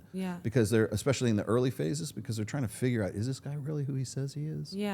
And if you say, yes, here it is, this is me, like in no uncertain terms, and you leave nothing left to the imagination, she's like, okay, I'm bored with this guy. It's like, I need a new toy. You know, because he's not giving me that magic anymore. Women want to be, they say they want to be the all-knowing, but they just want to be the all-known. Now, it's hard and confusing for me because of what I do and what I have done in my past. I tend to just be the all-knowing and never the all-known. You know what I mean? It's like men would tell me things they would never tell anyone else. And like I'm still a confessional for even these stoic men, because that's what I do as a job now. And that's what I did for a job also in my other job, you know? So that's where it's like, it's complex. Like that's why I'm still single probably. Cause I'm like, I know too much. I know too much, you know? Well, I get that too. It's like Rollo, you've been doing this for so long, you know, like how do you deal with these chicks? You know, like fucking like Aaron Clary hates our show. Like if I bring him on this show, he's just like, I don't know how you have the patience for this. You know, like, and I'm like, because it's what I do. And, you know, like people will say like, well, Rollo, you know all the games that these girls are playing, and yet you still play along with it. I go, that's why. That's why I play along with it. Like when Mike and I talk about like astrology or tarot cards or like, you know, power crystal, Brazilian power crystals.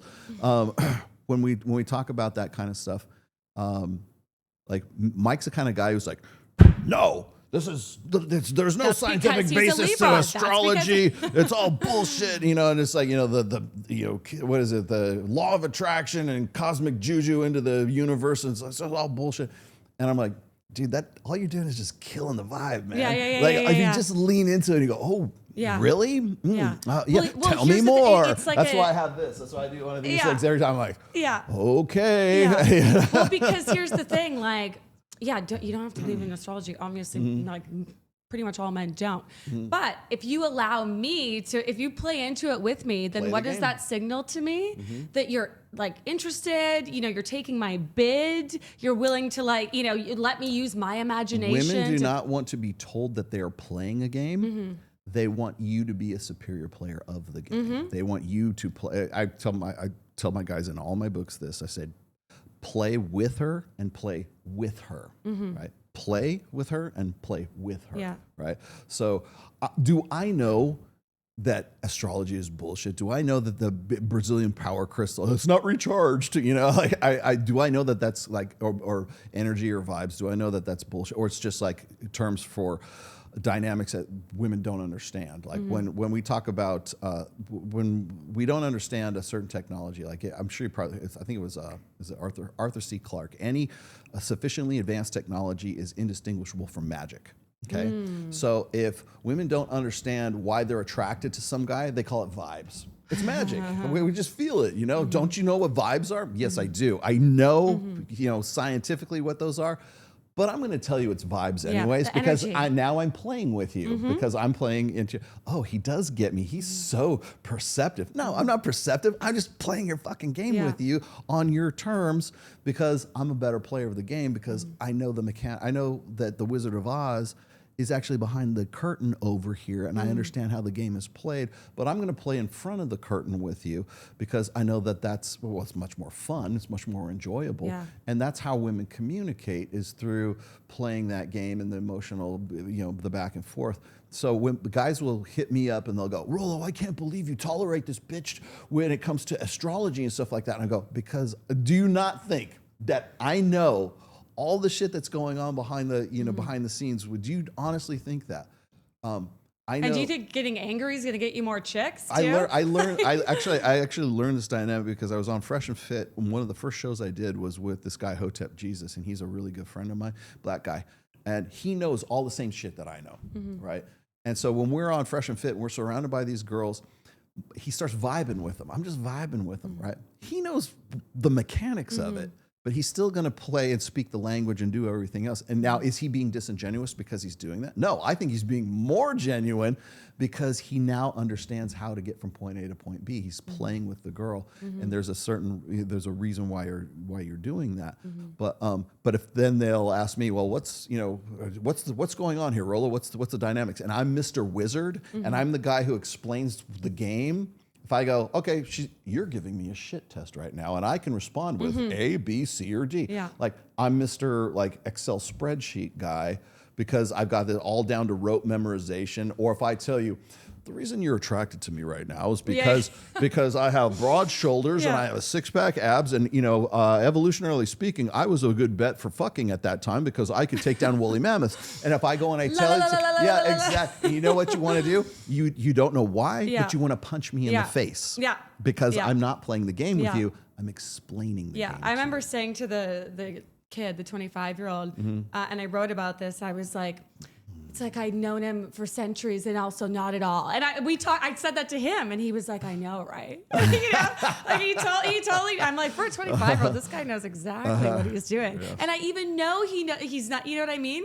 I'm even aware that this, like, he's intelligent enough to not believe what I'm telling myself, but he still gets the game. Exactly. Well, there's a concept. It's actually a practical, and it's called amused mastery. So like I use it especially when it comes to astrology and stuff like that. It's the woman wants to tell you something. You go, oh, really? Tell me, tell me, like, tell me something you know that I don't, right? You know, and you're just kind of like, you know, but it's like you've seen it all. Yeah. Like when my daughter was like 7 years old, she'd do the same thing. So, Daddy, did you know the dinosaurs did X, Y, and Z or something? Like, oh, really? Yeah. You know, like you know already, but you're like, really? Yeah. And so you carry on the conversation. Yeah. And does that mean that you don't love your daughter? No. Does that mean that you're not interested? You know, am I manipulating your son daughter? Of a bitch? Exactly. Yes. Because you're lying about Santa Claus, or not, like, you know, telling her the truth about Santa Claus. Or she learned something new at school. She desperately wants to tell you. And I'm like, okay, cool. Yeah. Like I learned this 90 years ago, but okay, you know, tell me all about it, kind of thing. That attitude. If you can carry that over into your relationships with like women, where you don't have to be a condescending prick about it. You just have to be like, oh, really? Endearing. You know, Tell me more about this astrology. I did this one time. I forget the name. I think one of these black chicks that was on our show one time. She's like, she looks at me. She goes, "You really need to have your chakras aligned." And I'm like, I do? Yeah. Oh, really? Yeah. How do I do? And so she's like, she comes up to me and she starts feeling on me and feeling my chest. And now, like wherever the chakra points are, I have no fucking idea. And all of a sudden you're getting a prostate massage. I know. And like she's just like loving on me. And like, I'll give you, I'm like, I like this shit. Yeah, please. Yeah. as soon as she comes through the next one, I'm like, can I get my chakras? Yeah. That chakra thing you did. I know really, I know it's bullshit. Yeah. But I'm gonna play the game because it's better. It leaves a better taste in her mouth instead of me going, well, chakras are bullshit, and the reason why you're doing this is because you really just want to fill me up, or that kind of stuff. If I say something like that, then it's like breaking character. Yeah. Have you been to a Renaissance fair and everybody's like, how are the fine wenchly maiden? Yeah. Like they're always in character, right? But the minute they go, hey man, you look pretty good. Can I get your number? Like if they break character, that's essentially the same dynamic. Like it's all bullshit, but you're playing along. You're playing a role, whether it's cosplay or you're at the Renaissance fair or whatever the hell it is. Yeah. You're breaking character is not a good thing, and it's also no fun. Later on, when you have a relationship and you can get something that's more meaningful, then the dynamic changes a little bit more because now you know each other, and it's like you wake up in the morning, you smell each other's breath. Yeah, fuck your star sign. Yeah, what's your you know what the guy's farts smell like. Yeah. And so, so all the pretentious bullshit kind of falls away. Yeah. But then there's another game that you play once you get into a relationship that you still want to be playful and you still want to, like one of the things with my wife right now is she knows what I do, right? So we fuck around with it. Like we're playing a game, but we're just playing a different kind of game, like in a relationship than you would when you're just like first start dating and you like getting shit tests and like, is this guy really who he says he is? None of that applies after 29 years of marriage, right? You know who I am. But there's still kind of, if you just keep a little bit of guessing. My wife says, I trust you 95%. Yeah. It's the 5%. Yeah. That works. Yeah. That's where the game is, and that's where the fun is. Well, my parents have been together for 42 years. My dad's a touring musician, that's why they're still together. And they both say like the reason it works is because A, he was away a lot, but B, and I really believe he's never cheated on my mom. Like I would bet my life on that. It's just I've seen him around a lot of tempting situations, but like they're so different, and that cultivates this mystery, and that's what keeps it interesting for them. They still bicker. If you're in indifference, that's when you're fucked. The opposite of like love isn't hate, it's indifference, right? So like I've seen that work firsthand. Okay, next one. We should probably sum it up. Let's do one more. Let's choose a good one. Whichever one you want. We need to do this again. I know. Yeah. I know. Okay. This could be like 8 hours. Yeah. Obviously, we got to go to fuck her good. Fuck her. Oh good. yeah. Oh yeah. But I want to read this. You have to, okay. Fuck her like it's your last fuck and hers. Fuck her so good, so hard, so wantonly that she is left quivering, sparking mass of shaking flesh and sex fluids. So leave her in a pool of her own fluids. Drain her of everything, then drain her some more. Kiss her all over, make love to her all night, and hold her close in the morning.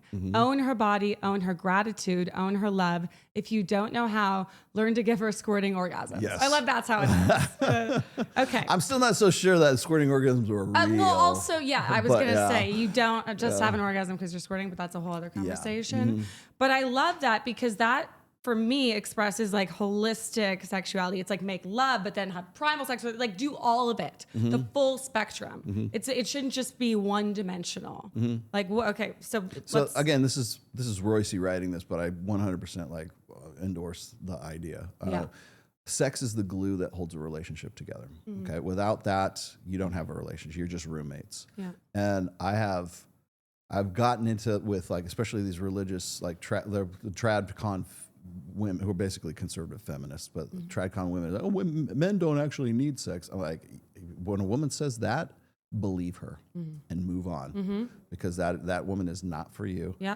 I don't care what, how cosmic she thinks the experience ought to be. As I told you before, I'm a sensualist. Okay, I'm not a hedonist. I'm a sensualist. Yeah. Okay, so what that means is I like sensation. Okay, and I think that a lot of people really what it boils down to is appetite. Okay, it doesn't matter. You can dress it up however you want. People have appetites. Whether you're hungry, it just like. Do you get the choice of being hungry? No. If your stomach's empty, at some point you want to eat. Okay, and the same thing applies to sexuality. The same thing applies to a lot of other things too. It might be your drive. It might be your ambition. It's not just about sex, right? But I think when it does apply to sex, it needs to be something that's fully experiential, okay? And I don't think enough guys really, like most guys, their idea of sex is transactional. Yeah.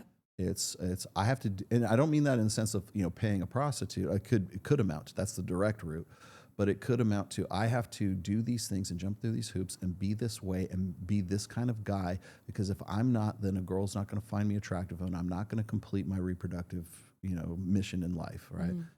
Solve my reproductive problem. That's the ultimate outcome. Solve my reproductive problems.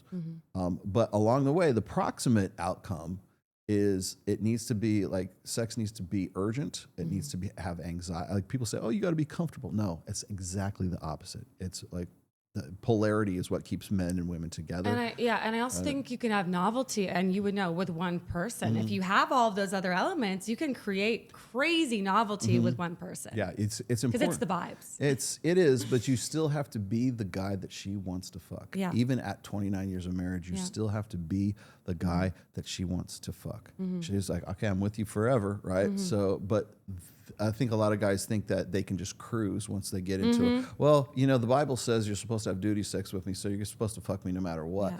And so, guys slip into, getting, I can't blame just women about this. It's the guys who just sort of get too comfortable. Women get too comfortable. Or like as well. jackhammer and then turn over, Yeah, like, I mean, you want to know why like OnlyFans and pornography is so popular amongst married men is because they're in a situation where they can't be experimental with their wives, because they're worried that their wives are gonna, I don't want to do that. Yeah, Madonna whore. Yeah, yeah, exactly. I married a prude. I married a whore who fucks like a prude. Yeah. Right? Do you think men like need both in a marriage? Like, how do you? Every man loves a slut. He just wants her to be his slut. Yeah. So like when guys like tell me like, oh, I want a girl who's a pure girl from the the old country, and she's got to be a virgin. I want a virgin bride, which is like, get the fuck out of here. Yeah. But you're gonna get fucking bored. But the thing is they think that they're going to teach that girl to be a porn star. She's my but she's your slut. That's really what it is. Men want sluts. They love sluts. Yeah. They just want her to be his slut. Yeah, they want her to choose him. Only for him, right? I want to do, I'm a virgin, but I want to do everything imaginable with you. Or they want the reformed slut, right? It's like girls want the reformed bad boy. Well, guys who are like women who like get out of porn and they're like, you know what? And they find Jesus. And those are like the prime demographic for like the youth pastor, right? He wants to get with a reformed slut. She's still a slut, but she's his slut. And she's also loves Jesus. It's like Nala Fit. I don't know if you're familiar with Nala Fit, but she was like a prime OnlyFans girl, cum face girl, and she was just this side of Belle Delphine, right? And she got with the guy. She had got baptized. I still think it's all a grift, but she got baptized. She's got like these classes on how to be a good Christian woman. All of a sudden, she's basically gone from OnlyFans to like doing grifting classes and stuff like that. She made a shit ton of money on OnlyFans for sure. Yeah, which she still hangs on to even in her religious state. But the thing is like she's an archetype or a character that I think that like a lot of guys who are sort of traditional conservatives, they want that girl who's a slut or even a former reformed slut, but they want her to be his slut. Yeah. I married this slut because I married this girl because now she loves Jesus, but boy, does she know how to suck a dick, right? And so it's that fantasy right there. But in all of that, there is the sex act. There is the fucking, and I'm of the opinion that like I want to fight, I want to fuck, I want to lift, I want to write music, I want to drive fast cars, I want to I got into it with Sneeko one time, and I told this kid, I was like, you know what, you know how I want to die? I want to die in my Camaro driving 160 miles an hour. And smash into a wall or something like that, listening to Slayer, Angel of Death. That's what I want to do. That you want to know how I want to go out. I don't want to be on my deathbed in some assisted living facility with no one around me and like dying from pneumonia conditions or some shit like that. I do not want that. Yeah. I would much. Or dementia. If I had to pick between those two. Yeah. I'm gonna die in my Camaro listening to Slayer rather than go out that way. Oh, you want to be surrounded by all the friends and loved ones. It's like you die alone. It's like a Lifetime television, Hallmark edition of How to Die a Peaceful Good Death, right? And you're going to be grandpa and you're going to be in your deathbed, and it's like, okay, it's okay to let go, go into the light, and it's like, you're surrounded by your wife and your kids and your grandkids and your great grandkids, and they're all just holding your hand as you like pass into the next life, which is just horse shit. Yeah. It is like most people die in assisted living facilities, and they die in the middle of the night, and alone. you're just alone, and you're just cleaned up the next morning. It's basically what it is. And so for me to go and say I want to die in my car, to these guys, they like, oh, that's horrible. Why would you want? Like, because you're a fucking pussy. That's why, right? Yeah. And that's the sensationalist in me coming out saying, like, I would rather go out that it's better to burn out than fade away. Yeah. I would much rather go out that way. I would much rather have sex with you or my wife or whoever in the most passionate, most sweaty, most like hot, like if you're doing it right, like your life fucking depends like your life depends on it. Then like I love it when people say like, I want to have sex 4 or 5 times a week. I don't. I want to have sex twice a week. Totally with you. And I want it on a Tuesday and a Saturday. And each time I want you to rip my fuck. I want you to show up in the hottest lingerie that you picked out, that you think that I would like. And I want to be able to take that off piece by piece from you. I want to turn down the air conditioning so we're just a little bit sweaty. Or right after a workout, like right after I've had 450 pounds across my back, I want to be able to come home from a hard workout and you go, you know what, I really want to fuck you right now. Like that right there is way, way more meaningful. Oh, talk about meaningless sex and meaningful sex. The most meaningless sex that people will have will be in a marriage with their wives. Routine. That's what it'll be. Routine, anything. That is meaningless sex. Yeah. Not fucking random hoes. Yeah. It's you being in a lifelong situation with a woman who's kind of like, are you done yet? I got laundry to fold and we got to pick up the kids at 3. Yeah. Like, fuck that. Yeah. Do you ever see, best example I can think of. Do you ever see the movie American Beauty with Kevin Spacey in it? Remember the couch scene when he's like, because he just quit his job and he bought like a sports car and everything with his severance package that he like blackmailed the guy for. He just basically has this complete 180 shift in his personality, and his estranged wife is suddenly now she's attracted to him, wants to fuck him, and they're about to fuck on the couch, and suddenly she wants to have monkey sex with him, and she's ready to do it, and he's got a beer in his hand, and he's just making out with her and getting after it with her, and he's got the beer, and the beer's just about to slip and fall onto the couch, and she's like this. Like looking at the beer, and he looks at it, and he goes, what? And he goes, you're gonna spill a beer on the couch. And he gets up, and he goes, it's a fucking couch. Yeah. That's what I mean. You get into that's the parallel between the hot, really good urgency, anxiety-based sex. Yeah. And then the woman's like, you're gonna spill the beer on the carpet or something like that. And it's because she's not in the moment. She's looking at it. She's more concerned. I want to be with a woman who's going to say, give me the beer, throw it across the window, throw it across the, not care about anything else in the world, as opposed to being preoccupied with something else, like being self-conscious of the beer, being self-conscious of yourself, being self-conscious. You need to, when you do sex right, you need to, it has to be an out-of-body person. Yeah. It has to be, you have to be in the third person. Time is relative. That's what I love that you said, I don't want to have sex fucking every night. Neither do I. People assume this of me. They're like, oh, I must be some nympho that just fucks a bunch of people. And I'm like, no. When I do though, when I sleep with someone, it's because it's I'm consumed by it. It's I'm fully present. I'm in flow state, whatever the fuck that means. Was it 2 minutes? Was it 2 hours? I have no clue. That's life force. That's why I'm on this fucking planet. Yeah. Well, and then it's you got to be, so as a guy, you got to be able to deliver that. It's good. Dickmatizer, right? You have to be able to be the guy that she can't forget. The next day, God damn, man, last night was fucking great. That kind of stuff. Especially if you've got a wife of 29 years, and the next morning she goes, that was pretty good last night. You know, like when that was. That's a win. You're on. You're doing it right. Right. When you can create memorable sexual experiences, I'm not saying every single time. Yeah.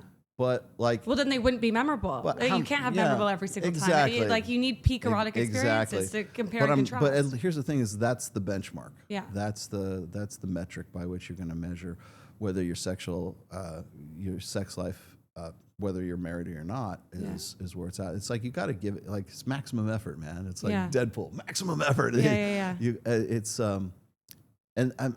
You know, maybe that's just me, but I think that as I said, sex is the glue that holds a relationship together, and the better the sex that you have, the tighter and more strong your relationship is. It's another language in and of itself. It's fucking healthy.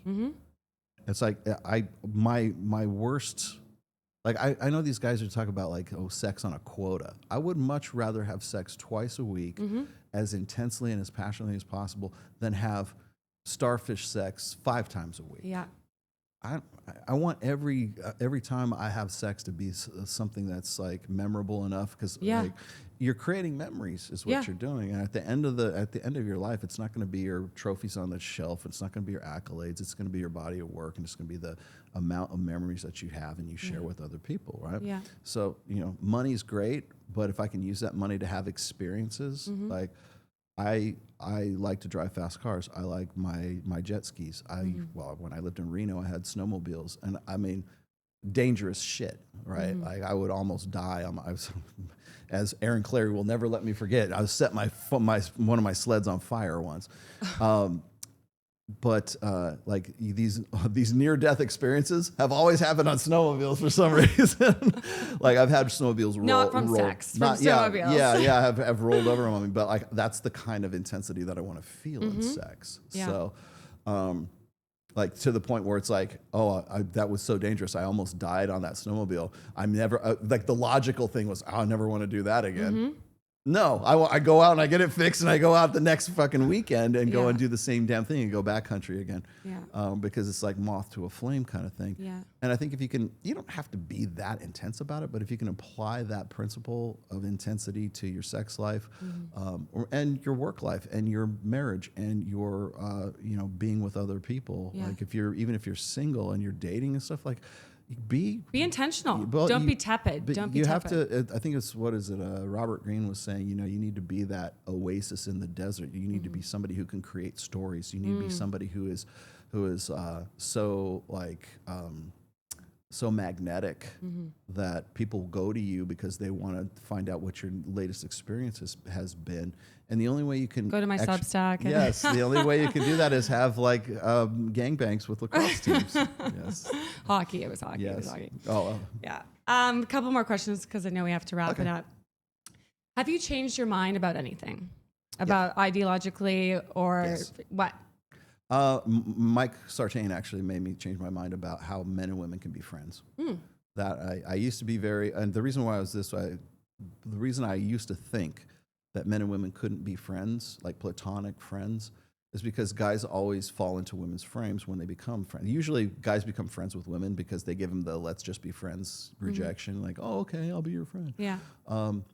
And so I think a lot of guys sort of buy into this idea that men and women could be platonic friends. And if you just stay her friend long enough, then eventually she'll develop feelings for you. And you're saying long there's game. A chance, that kind of shit.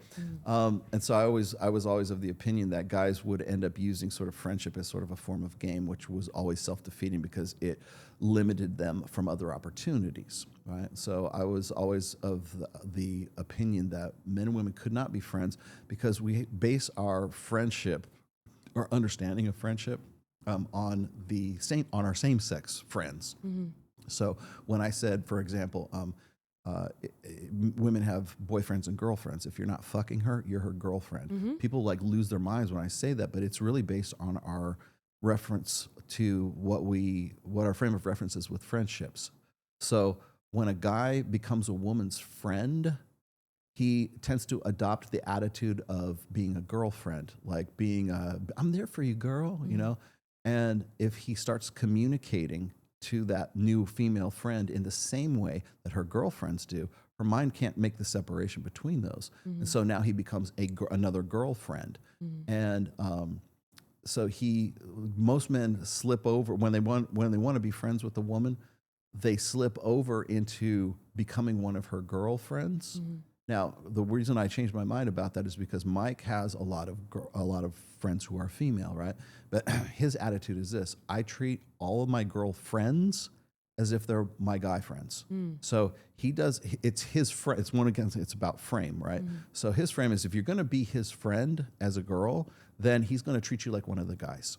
And what that does is it forces the woman to come over and communicate with him on a male specific form of communication. Like, so if you want to be his friend, you got to go be able to play Madden, and you got to go play NCAA sports, or on his games, or you want to go to the clubs or whatever. He's using his female friends as I don't say pivots, but as well, maybe that's a good way, as pivots to say, well, she has hot female friends that I might want to fuck, and she wants to be my friend. She's going to build me up.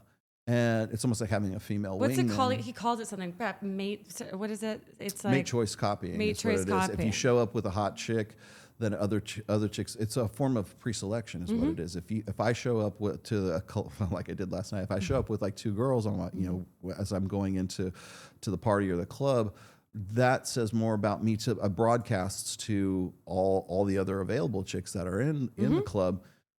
That Pre-vetted. I'm already pre-selected by these two girls that are with me right now, and I'm not really with them. They're just hanging out with me. That's kind of like generating pre-selection, and so it's just by perception.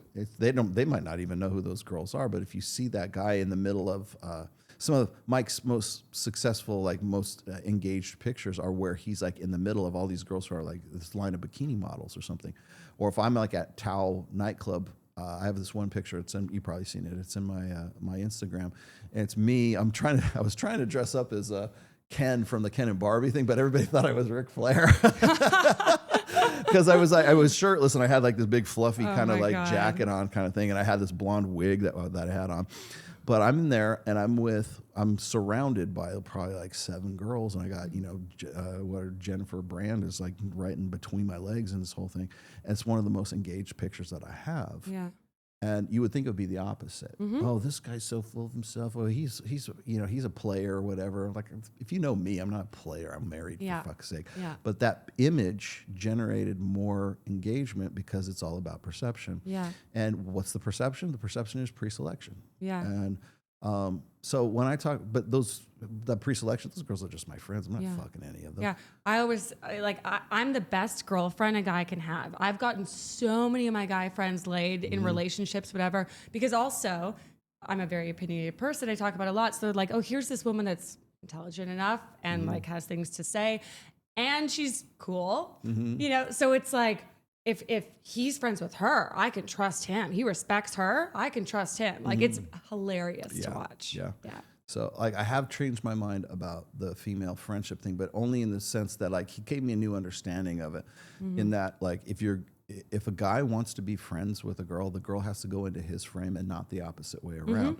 And that's where guys make the mistake, because they think that being friends with a girl is a form of game. Yeah. And what happens is then they slip into identifying with that woman and then communicating with her as one of her girlfriends. That's why, women have boyfriends and girlfriends. If you're not fucking her, you're her girlfriend, because you're more than likely falling into her frame and you're communicating as a female would with another friend, because it's same-sex friend. Like for men and women. Yeah. And so what we do is we try to find some sort of happy medium between those two that never really works out. So if you're going to be a woman's friend, it's got to be on your terms, not hers.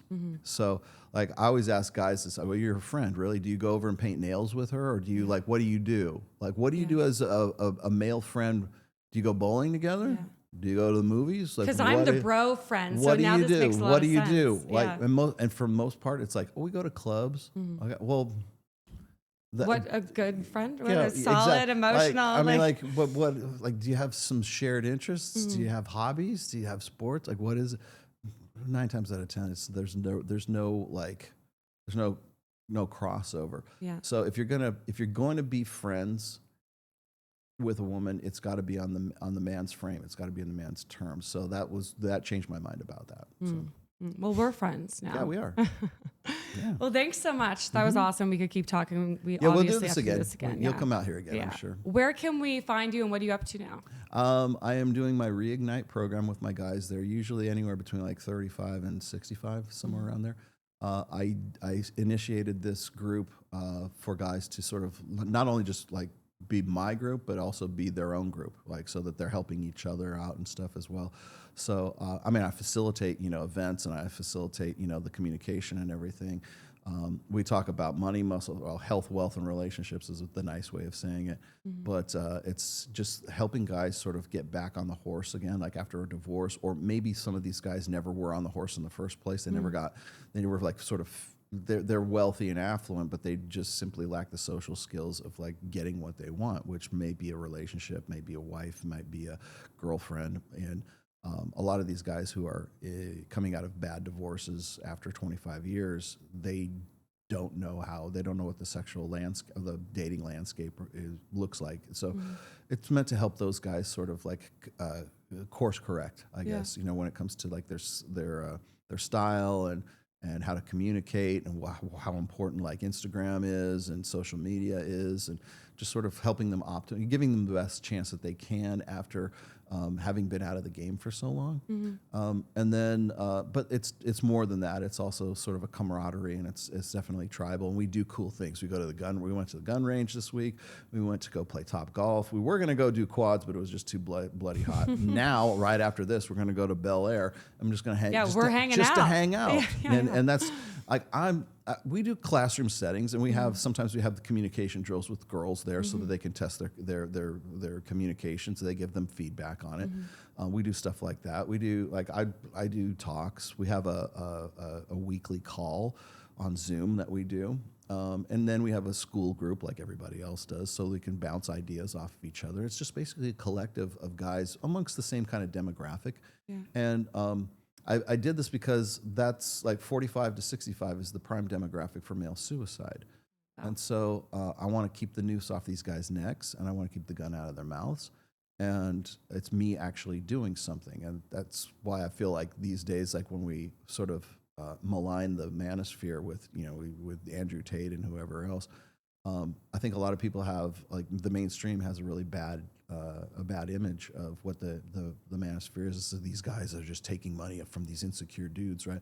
It's like, that's not at all what we're doing. No, I met a few of them last night and the day before, and they were awesome. Yeah. They were great. And I didn't understand, like, initially that the intention is to get these men in relationships. It's because they want to date. It's because, it's not because they want to bag a bunch of chicks. Like, that's the... Most guys, it's funny is a lot of guys think that all we're doing is selling them like, game skills or pickup artistry skills so that they can go out and get their notch counts up because they measure their dicks by how many girls they fuck.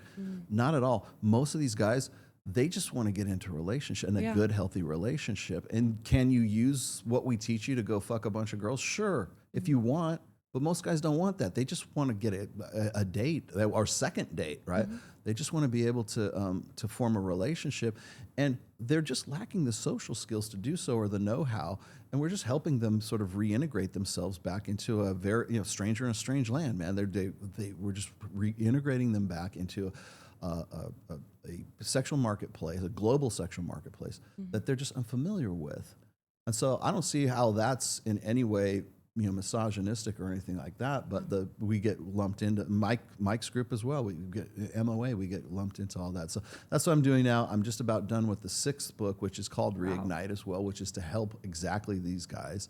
And it's more of a holistic approach to the red pill. It interconnects separate concepts that are really synergistic with the other one. So it'll be my favorite book. It will be your favorite. It probably will be your favorite book, because like when I talk about mental, I'll write the foreword. When I talk about mental point of origin, or I talk about the burden of performance for men, right? Men must become, right? That all ties into frame, right? All those things build into frame. Okay, what does frame do? Well, we've had a really long conversation about frame. And then, all of these things that are like concepts that have been developed over the course of like last 20 years, I'm putting them together so guys can take that coherency and apply it. This book is much more applicable. It's more of it, like people say, well, the red pill is long on rhetoric and short on like actual thing. This is the book you want for actual practicality. So I'm kind of breaking protocol a little bit here. And I'm not in the business of like sort of giving people prescriptions, but I can give you suggestions. I'm an analyst. I'm not a guru. I'm not a therapist. I'm not telling you what to do, but I can give you the tools and I can give you the education so you can figure out what you would do. And so that's what the next book is really going to be about. It's connecting all these sort of disparate concepts and sort of saying, well, this plays in. This is why is frame important? Well, how do I build frame? How do I get confidence? Burden of performance. What is a burden of performance dependent upon? Mindset and mental point of origin. Go into those things. And those are just a few of the concepts that I go into. There's dozens of other. By the end of this month. By the end of August. So yeah, I'm just about done, about 90% done right now. And where can we find you online? You can find me, you can find all my books on Amazon.com. The Rational Male, just look up The Rational Male. You'll find all 5 of them on there. And then you can, if you want to contact me direct, you can always find me on Instagram. And then I'm at rational_male. And then I'm really active on Twitter, probably more than I should be. But don't judge me by my Twitter. But I am at Rollo Tomassi at Rational Male. Awesome. Thanks so much. Of course. We'll do it again. That was great. We'll do it again. That was great. How long was that even? Probably 3 hours. Jesus. 4 hours, 3 hours. What time is it? It's almost 2. Oh.